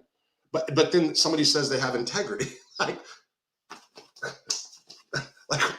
what the fuck is going on for real? It's just weird. I'm not going to say punch back because I'm going to be part of a movement. I fight back. Do I start or create the battles? I don't think so, but maybe I have in some cases. And I'm saying this because I'm going somewhere. I will never talk bad about Danny Trio again. And as a matter of fact, when it comes to Lee Cole, I don't even want to hear bad stuff about Lee. I said Lee the Flea the other day. I'm not going to do Lee t-shirt. I'm really not. There's been some more thought about it. There's been conversations, and I'm not. I don't like what Lee did as far as told me one thing and did something an hour later, but that's okay. That's all right. Now, so this isn't about Code of the Street. This is more about the panel. He had people on, and again, there's going to be a video up about everything. He had people on his show, and it was all about me being a sex offender or sitting with chomos. Okay, sitting in the child chomos. And it's because, and I've doubled, tripled, quadrupled, and I'll keep saying I'd rather sit with those people than I would have Joey Testa. But I'm saying that right now. If you guys didn't see what Chucky said, there was a reason to it. There was a purpose behind it. It wasn't me wanting to swing hands. And I know I say stupid shit like, yeah, I want to play Dungeons and Dragons with them over Joey. If they were in the unit sitting outside in front of his cell, I may have. I was goading him. I was prodding him like I prod some of these people that hate me on YouTube. Because I can see, matter of fact, one of the conversations I had today with the government official was like, I zing too much. Like, what are you doing? Why do you have to do that? When you explain yourself in a rational way, you do it well, but then you do the immature shit. The immature shit's more fun. The jokes and the laughing is way more fun. I get off on it. I'm not going to lie. That whole doing the little skit, I love it. But how far? To what end? To what end? Seriously. And I'm talking rational right now. I'll shut this off and I'll do something totally irrational. It's part of my sickness. But I'll keep it real. Now, Cutto, I think his name was Cutto, some kid, a kid on Code of the Street show. There's more I say in the video. I'm going to leave it for that. A guy called it, Cutto did like 11 years. They did time in Connecticut. So being from the West Coast, and then being time in the Fed. So you don't hear like, Connecticut's a tough prison. That is not to say that people don't get killed. There's not riots. I think they had something on the news one time. That's not to say that there's not tough prison. The West Coast mentality is everybody else is a bunch of pussies but the West Coast. The California guys are hating me right now for doing this show. Not all of them, but a lot. I don't have the Fu I don't have the handlebar mustache. I don't say Holmes. That's a California thing. But California is a whole different prison system than the rest of the United States. I think the most violent one right now is in Alabama, if you're going to go by statistics. But so me being from California, I live in Arkansas. Yes, love it. I want to be here forever. Marta does not. We're going to end up in Spain at some point. Well, half and half. So California definitely thinks California convicts definitely think they're above everybody else. I'm going to say that straight up. I'm not saying me, California convicts in general. And I know I'm going to get, you did it, Rob. You said it. And then I'm going to get hate mail. Fuck you. Texas is a whole different breed. Everybody's a different, every state's different. And my point was, is like, I've never always never thought of Connecticut as like being so rough. So the guys that were on, I think were from, I think, I could be totally off, code of the street. I'm just giving you a backstory, giving you a little thinking, little back angle of where my brain's at. So Cutto, I think his name was, younger kid, 30 something, did 11 years in prison. 11 years is a freaking long time. 5 years is a long time, people. Forget that I did 23 years, 8 months in a day. 11 years is a long time. I'm not going to say what I said on the video because I kind of take a little, well, I told him what I thought when I first saw him, but it doesn't matter. He told me that he said about me that like I was PC, he just cuts me up, right? And then he goes on about what he did or what they would do to sex offenders and blah, blah, blah. And then a guy called up that had 16 years in the same prison system. And Cutto, I think, is, again, he was like, yeah, tell him, like, he was like all happy when the guy was saying what he did to sex offender. Then the guy was like, and then we got sick, and then we threw water on him. And I'm like, womp, womp, womp. You did that whole thing about to say you threw water on a sex offender? Dirty water was spitting it. And the guy was laughing. Yeah, that's what we did this. Let Big Dad step up and help you kids. All right? Big Dad wants to come and talk to you people about what to do about sex offenders if you're going to be about it. You guys obviously think you're about it in prison, right? Let me tell you what being about it is. 1997, Sebastian County Jail. There were two twin sicko sex freaks. The brother raped a hooker and got like 40 years, which means you do 10 in Arkansas back then, I think. The other brother raped two little kids, I think 8 years old, twins, at a hotel. They came to jail. I was facing mandatory life without parole. I was 27 and I was an idiot. You guys think I'm an idiot now sometimes? You ain't seen nothing yet. Never was a tough guy in my life. Never. Idiot. Got a bucket of water. When I heard the bucket thing, I'm like, oh, they did what I did. They were fucking badass, blah, blah, blah. And then they said they threw water on them. I'm like, you pussies. Straight up. Got the bucket full of water, second tier dropped it on top of his head. Whatever my intent was, not sure. Hit his shoulder, broke his shoulder. You don't throw water on sex offenders. If you're going to be about it, be about it. Try to throw a bucket of water, a mop bucket, on their neck. Okay, so you guys want to talk about me, right? Okay, another thing. Have any of you guys ever lit a sex offender on fire? You guys that are talking smack about me. Any of you guys ever lit a sex offender on fire?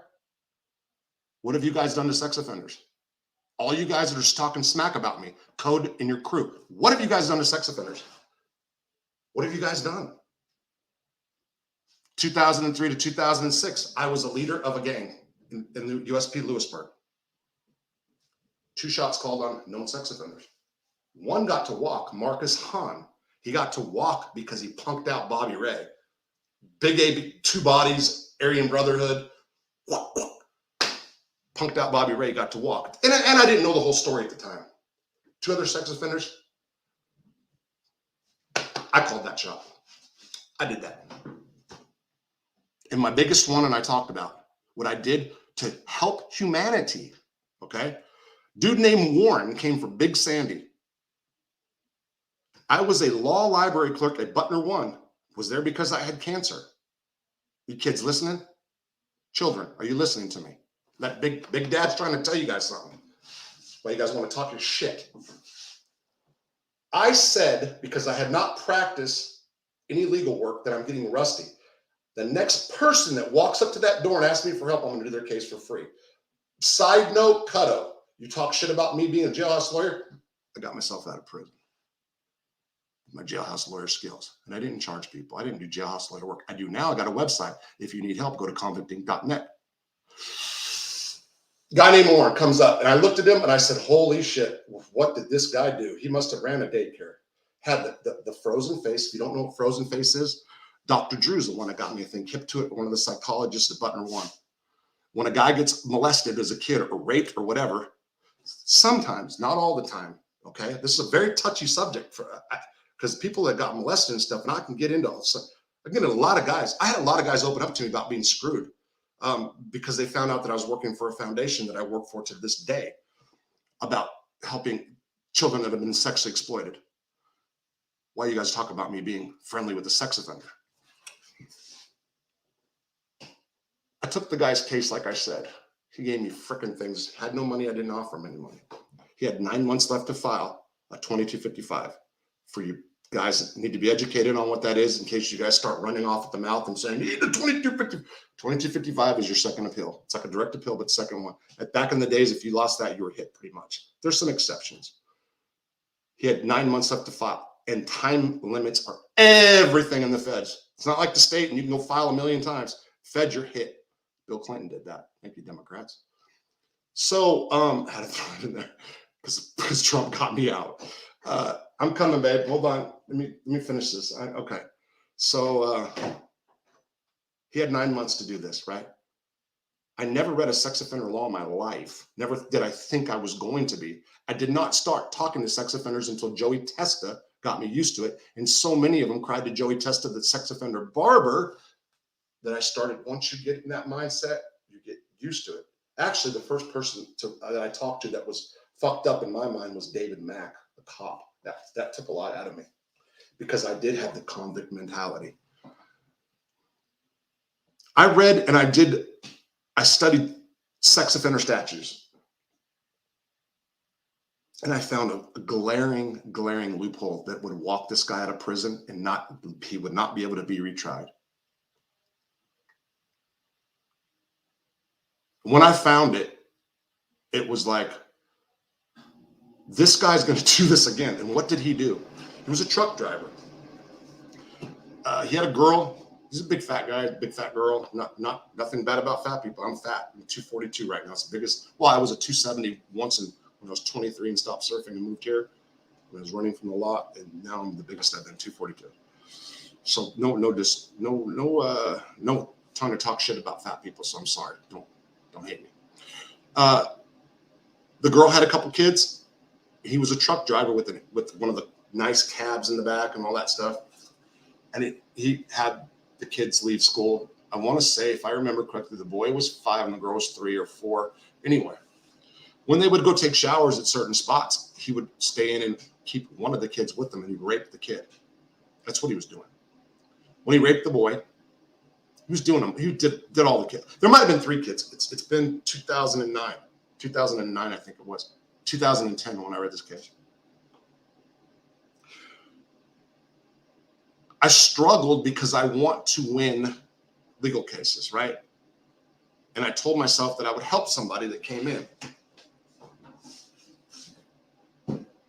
I started drafting up his argument.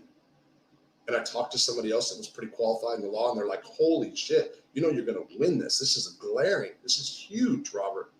And I'm like, I know, but I didn't feel good about it. 7 months and he got two more months left to file. He became the butcher at Butner One. Now, I said I didn't charge him anything. Now I asked him, hey, you're the butcher. Actually, straight up, Carmine said, Robert, this guy you're doing is legal. Carmine knew about it, by the way. I'm not going to say his opinion, but Carmine knew about it. He didn't like him, for sure. Did not like him. This guy looked like a big freaking chomo, for real. But he wanted to get him for meat. Let's get all the meat we can. That sounds bad. Let's get all he got everything we couldn't get, sliced roast beef, good stuff. He was the butcher. And I did. Started getting every other day, I started getting just hookups from this dude. And then comes the 8th month. And he knows there's time limits. He gave me a big stack of papers and something never caught my attention. That is, I never read the trial statements of some people that testified against him. 3 were his sisters. I didn't need to read the trial statements because the issue was with the indictment. And if you can hit somebody on a jurisdictional issue on indictment, it's game over. They're gone. They can't re-indict them. The issue was, do I want to say this just in case? Basically, the lawyer on this dude, by the way, sold him out, hated him for what he did. First, you can see like he did nothing for this guy intentionally. The kid, they said he was allegedly raped. It was interstate stuff. So it's complicated. I'm not going to get into the weeds. There was a medical report where the kid got raped and he jumped out of the truck and banged his head and cut his head and had to go to the hospital. Okay. The indictment said it was from this state to this state to this state. Like this happened in this area. This happened in the state. It did not. The actual crime committed way out of jurisdiction. There's medical reports on it. And I could have proved it. And I didn't do his case. And I let him get fucked. He's got life without parole this day. I looked him up. So, but I forgot this. I found out when I started reading the family statements, his sister's telephone number was in the discovery. And again, now you guys can criticize me for this, fair game. Why was Robert even contemplating on letting this guy to prison? Because the legal work, okay? I've already been around sex offenders for a while. I knew he did it in my heart, but there's like, what if he didn't? What if this, I'm just being honest. Fuck it. I called the sister. She broke down and cried. Her dad had been less than fucking all of them. Excuse my language. Including him, he did really, really bad stuff to his sisters. Tying them up outside and stuff. Bad stuff. No more. That was into it. That was into it. So a guy that could be out of prison today is sitting in prison with life without parole. I could get him out. Not Lee. Code of the Streets panel. How many of you guys have done that? How many of you guys have done something like that to sex offenders? You know what I just did to the man? I killed him. You guys ever kill a sex offender? I bet you have not. Cutto, you do some stuff where you say you help kids, and I believe that. So this isn't going to get personal back and forth. I just want to correct you, let Big Dad set the record straight. And you can, I think you got a small channel, and you can use go back and look at my older videos if you really want content to hate on me for. There's lots of stuff to hate on me for that's legitimate. Go back and do the real stuff. This other stuff is you don't know what you're talking about. None of you guys do, and I'm going to address the rest. Cutto, you said you were a shot caller, this and that. How many paperworks did you read that somebody was fucked up, and because you were in a gang, the gang brothers said, let it go? You might say nothing now. Also, when you're a shot caller rep for a unit, you're a rat. I was a rep for a unit. I was the shot caller of a gang. But let me explain before everybody gets all plexed up. You, as the unit rep, have to work in concert with counselors and staff. You will say things even like, dude's not getting along with his celly and they need to move. That's a rat move in prison. Say what you want. It's snitching, period. So if you were a unit rep, you're a rat in prison. Go ahead, say what you want. Number 2, you said that I was a rat in prison. If I was, I would wear it proudly because I'd get more viewers on YouTube. Case in point, my good pal Rat Man. Nowadays, out here, with the exception of a few, I heard Johnny Mac say something about this earlier today. Rats are more accepted. I know people don't want to hear that in the criminal life, but if in the civilian life, it's like, why wouldn't you tell? Like me, I was facing life without parole. They offered me 2 years. I went like that and took my life, took life sentence and saved everybody. No indicted co-defendants, none. Proud of that. I am not saying for people not to tell. So all you hate snitches, I'm not saying that. I'm saying that I didn't do it. I'm proud of it. I'm proud that I stood tall on it. I'm proud I didn't take nobody down. And when I was in prison, as a unit rep, you had to talk to staff, and that's ratting. If I would have cooperated to where I could have got a cop to wrote me a letter, like Joey Testa has, go look up his case, it would be in my freaking compassionate release argument. Morons, go look, jackasses, go look. Read it. It's online. But understand, little boys need to do research before they come at me, because I do fight back. I'm the real deal. I'm not a killer. I'm not tough. I fight back. If somebody hits me with something that's wrong, and I know I have to stop it, I've got to, because I got bigger things, and this is little boy shit. But when little boys come after real dads, dad's got to correct them. That's the fact. I corrected you. Boom. Next, there's another dude on there that said I would have been extorted because I said I had a gold card. Gold card, let me help educate.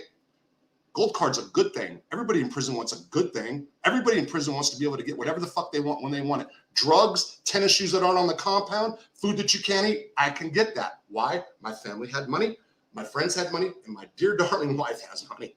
Yeah, I scored all over the place on that one. Gold card. Robert Rosso paid his bills and I put videos out about people that I beat. I put videos out about people that thought I was a rat in prison. And they contacted me and says, I'm sorry, Rob. I mean, you guys ain't going to get nobody more honest on YouTube than Robert Rosso. F you if you think you are. I did a freaking piece about saying that somebody said I was a fag or something. And I said, no, but I had a homosexual dream in prison. Who says that? Yeah, go ahead. Use that as content. That's fair game. I said that. But make sure if you step up in a man's world, not little boy shit, because Big Dad will take you to task on it. The guy who said that he would extort me in prison don't know nothing about me. I'm not tough. In 2003 to 2006, I would have had you stabbed up on my dudes. I would have went like that, and you would have been hurt. I've never been extorted in my life. Never. I was a man like Carmine Persico was a man. A lot of the other mob people extorted, not Carmine.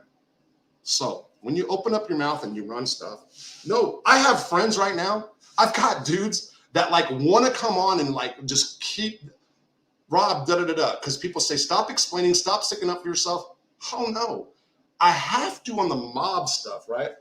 Did you guys see the live with my wife? She said, you get mad when people say you're alive. That's what she said. That's like you just wig out when people, in the beginning, it was because when I said I was like, that I had the car for the dirty white boys and I was this and that, people said you're lying. They were basing it on my mannerism. People said that I act like a fag. I do have like some feminine type mannerisms sometimes. And I throw my arms around like Calandra said, it's all fact. But because I wasn't like, hey, Wood, what's up, Wood? Then they think, well, this dude was screwed in prison. He was abroad in prison. He was a man in prison the whole time. Everybody knows it. So I've had people that want to come on and help educate. But I'm like, well, I've only got not at 10,000 subs. This channel is going to grow. I'm going to be here, period. I might lose a lot of people if I start stopping this drama shit. I might, probably will.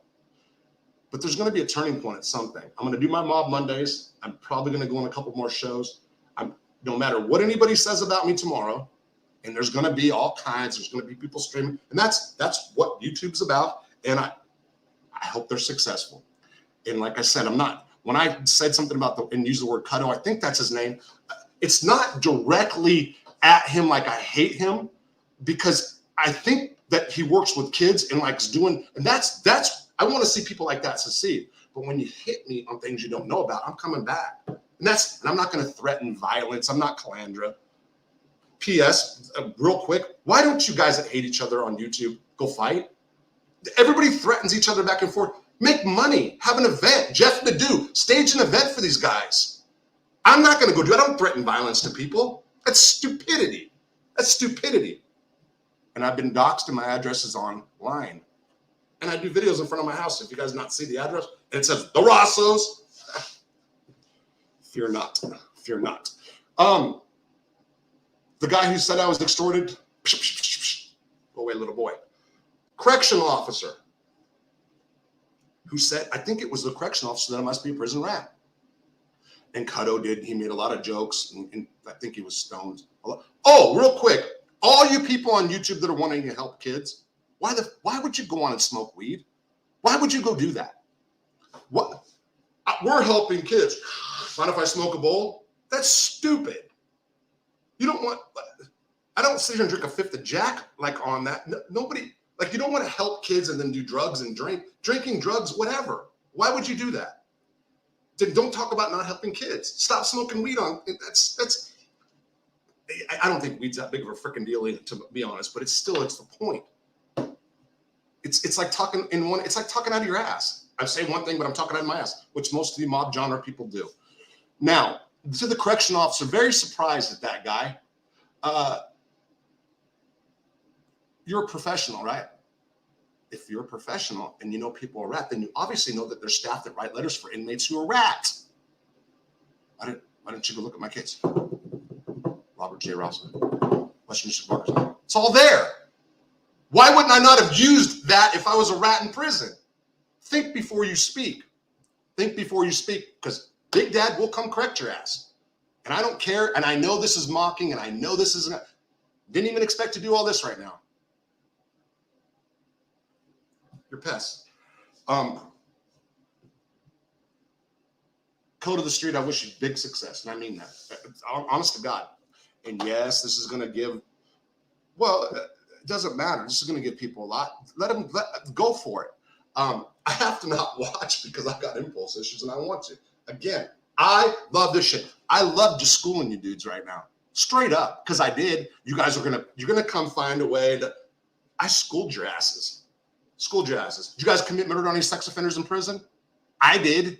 By keeping them in there. I did humanity. I did mankind. I'm not that liberal. Mankind a favor, a big favor.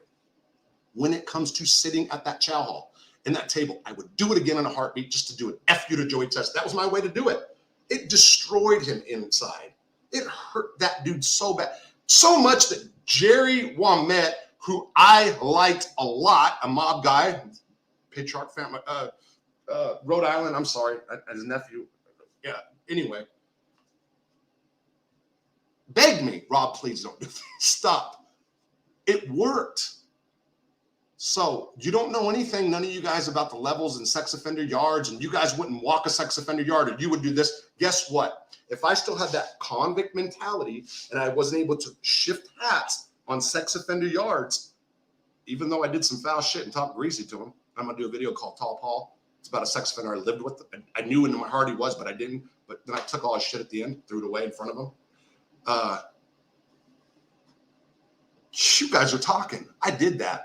If I would have kept that convict mentality at that point in my life, I would not be here today, and I would not have a hot Spanish wife waiting in the other room for me. That's way better than most of your wives. So, yeah, I'm proud of it. And yeah, so I know what's coming. I'm not going to participate this week. And you guys want to use it, especially if you want to. People love this crap, right? How many people are watching me right now? There's going to be people pissed off at me, for sure. How many people? I don't even know where the numbers are. 352. So, okay, that's a pretty decent sized live. Can you guys send me more money, please? For this big of a live, donations in the description of the live.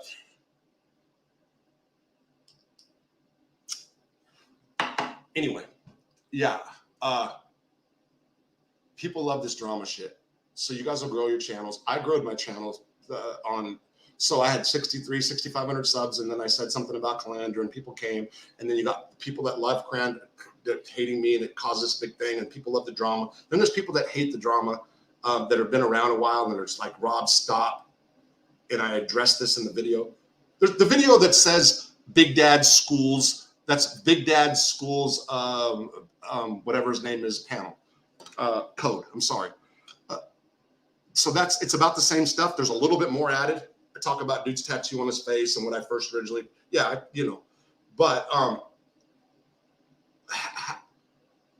again, I do love it, but how should I react? Just like sit back and like, oh, it's okay. Maybe people said Sammy the Bull don't respond. Maybe that's where I might get to that point. It's true. And I also think that everybody that's trying to do something and help people, we're going to lose connections on each other, right? Because like I can help you, you guys can help me. So let's say, for example, Code had some issues. He might know somebody, that girl that was on your panel, by the way, who also, well, she didn't really know. Like I am part of something that is bigger and going to get big, that has a lot of celebrity support behind it. And That's somebody actually did. Donald, thank you, man. Thank you. I appreciate it. I'm not going to talk about it anymore now, but I'm a part of a children's organization for sexually exploited children. And yeah, how can I be like sit at the table one day? Joey Testa trained my mind, and I'm glad that he did at that point, because I would not be out today. I'd be a fucking idiot in federal prison right now, doing God knows what, staying high, needle in my arm, whatever. I wouldn't have my wife. My life would be totally different. So I'm proud of the fact that I was able to use my head. And I'm going to say something about the word convict. I struggled when I started Convict Inc. with the name, because I did not no longer feel like I had the convict mentality. That is true. It is true that people would say, like right now, a fair criticism. How's this guy call himself Convict Inc.? He's not a convict. He's talking about people in prison. That's fair criticism. I stick it with it because the brand name's good, but I struggled with it. I did, because, but there was different times after I did the website that I could put on a convict hat. I could put on an inmate hat. It depended. When in Rome, do what the Romans do. That's true. That's very true. I'm proud of it, and I will never back down or say that I'm just not mad. And you guys can use everything you want about the sex offenders and this and blah, blah, blah. And he sat with sex offenders. Man, I made one get out of his seat to sit at that table, by the way. Hey, get up, freaking weirdo. Get up. Pervert. I wasn't nice to him, but it was enjoyable for me. Like it's enjoyable sometimes on this to take off on people. Anyway, that's my point. Yeah, correctional officer, dude, to talk that shit you did, do you think you really need to step back and think about it before you say that? If I was Jimmy Calandra, I'd probably put a slander suit on you, right? Because that was kind of out of line, especially when it's so easily researched. And you as a CO should know that of all things. Maybe you've never done it, but all you had to do is call your guys. Hey, if somebody's an inmate rat and he got out of prison, did he tell, or, well, if did we give him a letter saying he helped with the prison or helped with the safety and security of the prison? Simple shit to look at before you guys run your mouths. It's simple. But you need a teacher like Big Dad to help. How you like me now? All right. What else? Yeah, Jimmy Calandra. Jimmy Calandra. Is he a sex offender, yes or no? Somebody said I better have good evidence earlier. Is Jimmy Calandra a sex offender? Rob, our rats no forces you to commit crimes, so take your time. Rob is pretty good. You don't need. I'm reading something. Don't be a Jimmy. Go hang out with your wife. It's almost 10. She's fine. She's fine. She came in. She hears me. She sees my face. It's cool. It's cool. No, we trust me. She was mad about the video this weekend. I'm not gonna lie. She got on me about that. She didn't want me to do the video this weekend. Jimmy Calandra has never been indicted of a sex offense.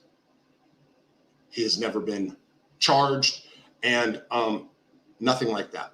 When you cooperate, when you rat because you're afraid of a friend trying to kill you and you want to make up excuses because one of their other friends killed another friend, bottom line, when you can't handle the time and you decide to show your inner self and your true colors come out because you thought you were a criminal all your life, but then you decide to turn around because you're facing life, you're supposed to tell the government everything you've ever done. Is exposing yourself to a woman that's unwilling to have sex with you, if you're walking in naked, is that a crime? Go ask Rose McGowan. Go ask the Me Too. Go ask the Me Too.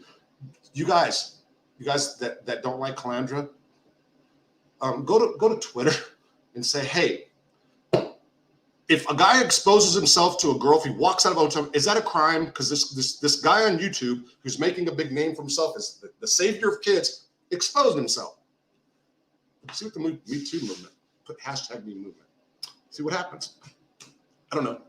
Tell you what, it's a crime. I'm telling you what, probably should have revealed that to the government when you get a cooperation deal and you're supposed to everything in the world. So Jimmy Calandra's supporters in FBS. Supporting rapo, an unindicted rapo, attempted rapo. Huh? I saw FBS. There's more coming out about this guy. There's teasers coming out about you guys. You guys better have one about me. I'll be offended if you don't, for real. Because I got you. I just got to do it. Man, and I'm going to get 10,000 subs before I get this t-shirt ready. Everybody's going to be so pissed. So, yeah. That said, where are we at? 3:41. I don't even know. I can't see a time. It's probably late. Have I addressed everything? Let me go ahead and answer. Tricky baby is chubby chaser. All right, let me go back. So, Johnny Mac, Lee Cole would bust in a minute. Lee Cole bust a minute if he touched Rob's wife. You guys want? So, yeah, hey, an FBS. Like, there's somebody on here, and I don't agree with that. Johnny Mac got Hep C. Convict Inc. the man. So, okay, no, thank you, Johnny. Johnny Mick got Hep C. I wouldn't criticize dude and having nightmares. Marta having nightmares. Rob, good night. This stuff brings out all the idiots. Good night. Yeah, you're right. I know that. I hope people can see where I'm coming from. But you will see some changes, I hope. I hope. Because I'm not, there's Lee Cole never has many people in live chat. I'm not sure. Good night, Cyrus. Yeah, Cyrus the virus. I'm not. Rob owns Mob 2. May the best ignore the comment section entirely during your live streams. Rob, stand up and let's see that ass. Lee King Snatch. So look at everybody go read what Lee King Snatch. He had nothing intelligent to say. He had nothing that can actually be anything but kind of comical, right? Do you guys want to say stuff about my wife? I'm proud of it.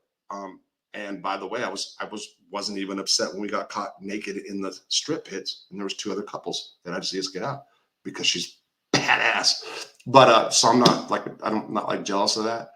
FBS wife is a man. Don't do that. Come on, so flow, you tricky baby bit. Bring back Chucky's. Okay. The truth, he couldn't even go to California when Ramon wanted to confront him. Ramondi. The truth. Okay, I'm not sure about that. Sean, this guy is full of shit. I'm full of shit. Is it me that's full of shit? I don't even know what to do with you guys. Hit the like button. Yeah, we're going to have s'mores too. Lee, you're just stop attention. Another 40 sub channels. Stop giving attention to. Okay, so Jimmy Boy, to be honest, I don't mind giving. Like, I wouldn't mind going on anybody that had a few subs, just because. So I'm not like looking for bigger stations for subs. That's the truth. Almost 400 in the chat. Really heavy. Harvey the Helmet. What part of Detroit are you in? I'm back off my. So I don't know, Chucky, where he's at. The Rat Squad doesn't understand anything. They're all dopes. No, wait, we can make cheese. Okay, my kid Red Wagon has gone missing here in Rockford. Has anyone seen it? Lucky Charge. Rob owns Mob Tomb. FBS mom. Dude, you guys stop with the moms and the wives. The helmet will crash and burn. I don't, with his girlfriend, Chris. I don't look for Jimmy to crash and burn. They do. FBS was punch drunk today. You can tell. They do stupid stuff when they're punch drunk, no matter what. Code's not loyal. Oliver Sutton. I don't know much about Code. I know that he just talks big smack about me. However, Code flips on people all the time. No. I'm respecting him because I believe he's sincere. You say he's a lie. I believe he's sincere. So the whole prayer gig's not a fake. The praying for addiction and people, that's not fake, no matter what. Whatever else is going on with him, I don't know. But I'm telling you. So I'm not, I ain't bullshit when I said I want this guy to succeed. Code is never integrity. Rob, you're a chicken nugget. You're a chicken nugget. What does that mean exactly? I want chicken nuggets right now. Don't be a Jimmy. Shauna is a man. I'm not going to. Rob's made in the American made. What crime family? Rob owns Mob Tube's wives are ugly. I don't know about that. Your sins are forgiven, my son. Thank you. John Wolf, the truth, traveling to Walmart. Ken Knapp from Connecticut, 400 in chat alone. Choke on that, Lee. I'm not talking. So Danny, never going to hear a bad word. I'm stopping with Lee. But I am my personal stuff. You guys, Rob is honest and survivor who isn't afraid to take on critics. Most of them are jealous of the time you spend in prison. It's not his fault that the reality doesn't match with spectators. So I will say this. Thank you, Pedro. I do think There's some images of the mafia being shattered by some of the content I put out. I do believe that. I believe Rob Unskilled. Great, thank you. Unskilled. Code is a good guy, but he looks too hard for people's respect and friendship. Ozzy Nate. I don't know. I don't know. So people tell me all the time I should get out of the mob drama stuff, and he does the t-shirt. I don't know, man. I honest to God, I'm not going to do that. He had a panel about me, a live stream. There were some guys that came on there that were talking big smack, and I just responded. So me calling myself Big Dad and all that, was that? Yes, that was antagonizing, smart, whatever, whatever. And so there'll be people that will take that and like, he said me, calls, and then there'll be people that realize what I'm doing too. It is absolutely fun for me. It is absolutely fun. I ain't gonna, no, more than that. I get fucking off on it. I get off on it like a dope, like drugs. No bullshit. And that's not good, I don't think. Anyone see my, it's gone, please don't make shirts you better than that, Rosso. G Rocker, I can't not. So I'm gonna have like other shirts too. Because I'm gonna give you Roman Soldier helmets. I heard that from my 3 sources. Lee King Snatch. MRE. Comrade. I talked about this in the video. I want to thank you. I've got the express mail package in the mail that you sent me today. I can't make it to the BET concert with you. I know that you and Lil Wayne wanted me to go with you. I can't make it.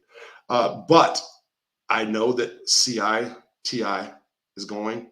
So I think that you, me, and Lil Wayne should forfeit our tickets and give them to Ratman and Bobbin so they can go with TI. Get it? Yeah, we'll do that. Also, I'm going to send you a get well card because I heard that, I knew your knee got hurt goose stepping this weekend and goose step drills. And I heard today, I saw the doctor's report one of your friends sent me. If you have tennis elbow, right? I heard so. Good doctor. So I hope your elbow gets better. Hair on fire. Thanks, Rick. Hey, that's a big one. How was Tracy Sweeney Tin Man get his nickname? You know what? I'm going to have to go back and do something on the sack. I'm going to tell you something about sack. I don't know how Tracy, I did not do time with Sweeney. I did time with his brother. Okay. That dude created a monster for whatever anybody wants to say. You guys talk about Aryan Brotherhood. Sack, and I've said my piece about the sack. I said that they originally didn't care if you were a rat, sex offender, when they started pulling people, started making the gang. And that I know to be true from some of the guys. However, SAC has cleaned up their books. I do believe. I've had people reach out to me. And I need to go back and revisit SAC because I know some things that are going on in prison and some of my friends are saying something. So yeah, Rob, say what you have to say, then move on. Yeah, don't stand it too long. You're right. Does MRE give you roll? So yeah, so I heard that from my 3 sources. You just heard me. MRE didn't give me, no, he tried to give me tickets to the BET Awards. But I can't go with them. But what sauce is dipped? Rob is chicken. Thank you. Anyway, John, damn, I just went fucking crazy. Danny Trio, don't interview rats. Fuck the Rat Squad. All I wanted to do was film you and Nick kind of having gay sex and you know. So it's don't be a Jimmy. Hey, Lee, you're being a Jimmy. Pay Piggy. Robert Ross owns Mob 2, John Wolf. Thank you. I think people feel bad for Lee. He's an old man. Lee. No. Lee, look. You know what? I just thought about it. Lee. I think Lee's like me, meaning he does the right thing and then he just goes like you. I mean, like, well, I'm not going to keep bringing up Jeff Nadeau, but Jeff Nadeau sat with me in the beginning, or talked to me in the beginning, and like, this is the focus. And I was like, you're totally right, Jeff. 10 minutes later, I did something different. Impulse issues. But I think Lee has a little bit of that, maybe. But they can do good stuff. Straight up. I think people feel bad for Lee. Danny Trio, So flood by a green card. Robert owns Mob Tube. You guys really put that handle up for real. Jesus Christ. Hey guys, I can do immigration stuff, by the way. You know, you don't need to be a lawyer to do immigration stuff. And I can do legal work. Although I'm not right now, I'm passing it on to other people. Chad does legal work. Great. If you told Cole that you had a beach party in the Rockies, he'd believe it. So I don't know. So what's the difference between pills? Where are the shirts? 10,000 subs, but I got to get them together. Leave the flea t-shirt. No, I'm not going to do that one. I'm not going to do. I backed up on that. I was going to make but there will be. Jimmy has nothing else to say. Everybody know this. I put comments on FBS's thing today, and he deleted them, and they weren't even that kind of. I said, "Oh, you're like," I made some. Go look at his thing. I wasn't even being an asshole. I was kind of playing. He can't handle that. They can't have me on that show. I offered so many times. I will not. I'll let them go on here. But that's about it. My regular wagons has 10 people in his chat. Sean, Robin, Lee the Flea, a small, hey, King. Okay, I'm gonna have to go in a second. Joey Tessa sounds like an asshole. He was real. Joey Tessa's a really, really nice guy when you talk to him. We have a personal issue. That's my issue with him.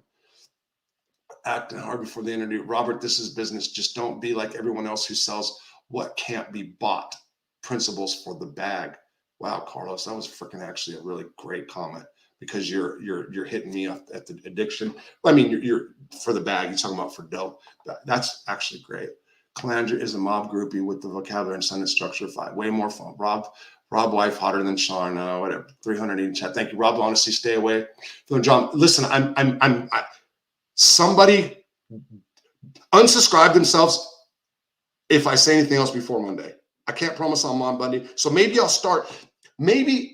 That'll help me. That'll be like that'll be like, especially when I have my sweat patch and I can't drink, or that'll be like how I get dopamine releases. Maybe I'll like see if anybody said anything about me, then I'll just boom on Mob Monday after I do a real mob story. That way I can keep them separate. So that, and like maybe addressing the I don't know, but that way I can keep them separate for the people that don't want to see all this bullshit, because it really is. And of course I get in my feelings about it. And of course, you see me be real. You see me poking and prodding to make a statement and antagonize too. So it's all me. But at the end of the day, in my heart, I think it waters down the brand in the long run. That's what I think. But we'll see. Okay. I am an actor with a mic guy. Okay, commenting class action. Yes, it's Mob Tube. But yeah, forget mob talk. We want more. Babe, you want to come in? No, she can't. She can't right now. She's going to be going to bed. And I can't say why. But she's. I heard through source that Big Daddy has a Neverland ranch. Boy, I wish I would fucking Neverland. No problem. Rob, the story told about Jimmy Rubber. It's true, but please stop flip-flopping. Stop flip-flopping how? Because I praise them, like I'll give them credit. Rob, the story you told about Jimmy is true, but stop flip-flopping. So I think this is what you're saying. People also don't like me to like say, well, this guy's good and this guy's bad, but I'm saying this about him. And I get that, but I don't want to hit content creators at their stories. Jimmy's got good stories. FBS, he doesn't have anything. He has nothing. He has Jimmy. So that's not, I don't think there's, I don't know. And me, I dove off into this because of the mob stuff. I was actually going to do 1, 2, 3 good mob stories I got coming up. And I got some other ones too. But it is what it is. It is what it is. Okay, guys, listen, I have to go. And I really want to keep going and try to, Robert heard Nick Clowns play darts. And then, okay. Thank you, guys. I appreciate it. Yeah, the subs are going down now. Okay, I appreciate it. Listen, again, thank you for all your support. I'm not going to address anything if it kills me this week, at least, until at least next week. We'll see what happens after that. I know, again, I'm a cruise ship in the ocean. When you turn it slow, you have to go in a different direction, right? I know. Damn, this is so much freaking fun. It's sick. It's true. I'm sick. Bye, guys. Thank you. I'm going to go and broadcast. Take care.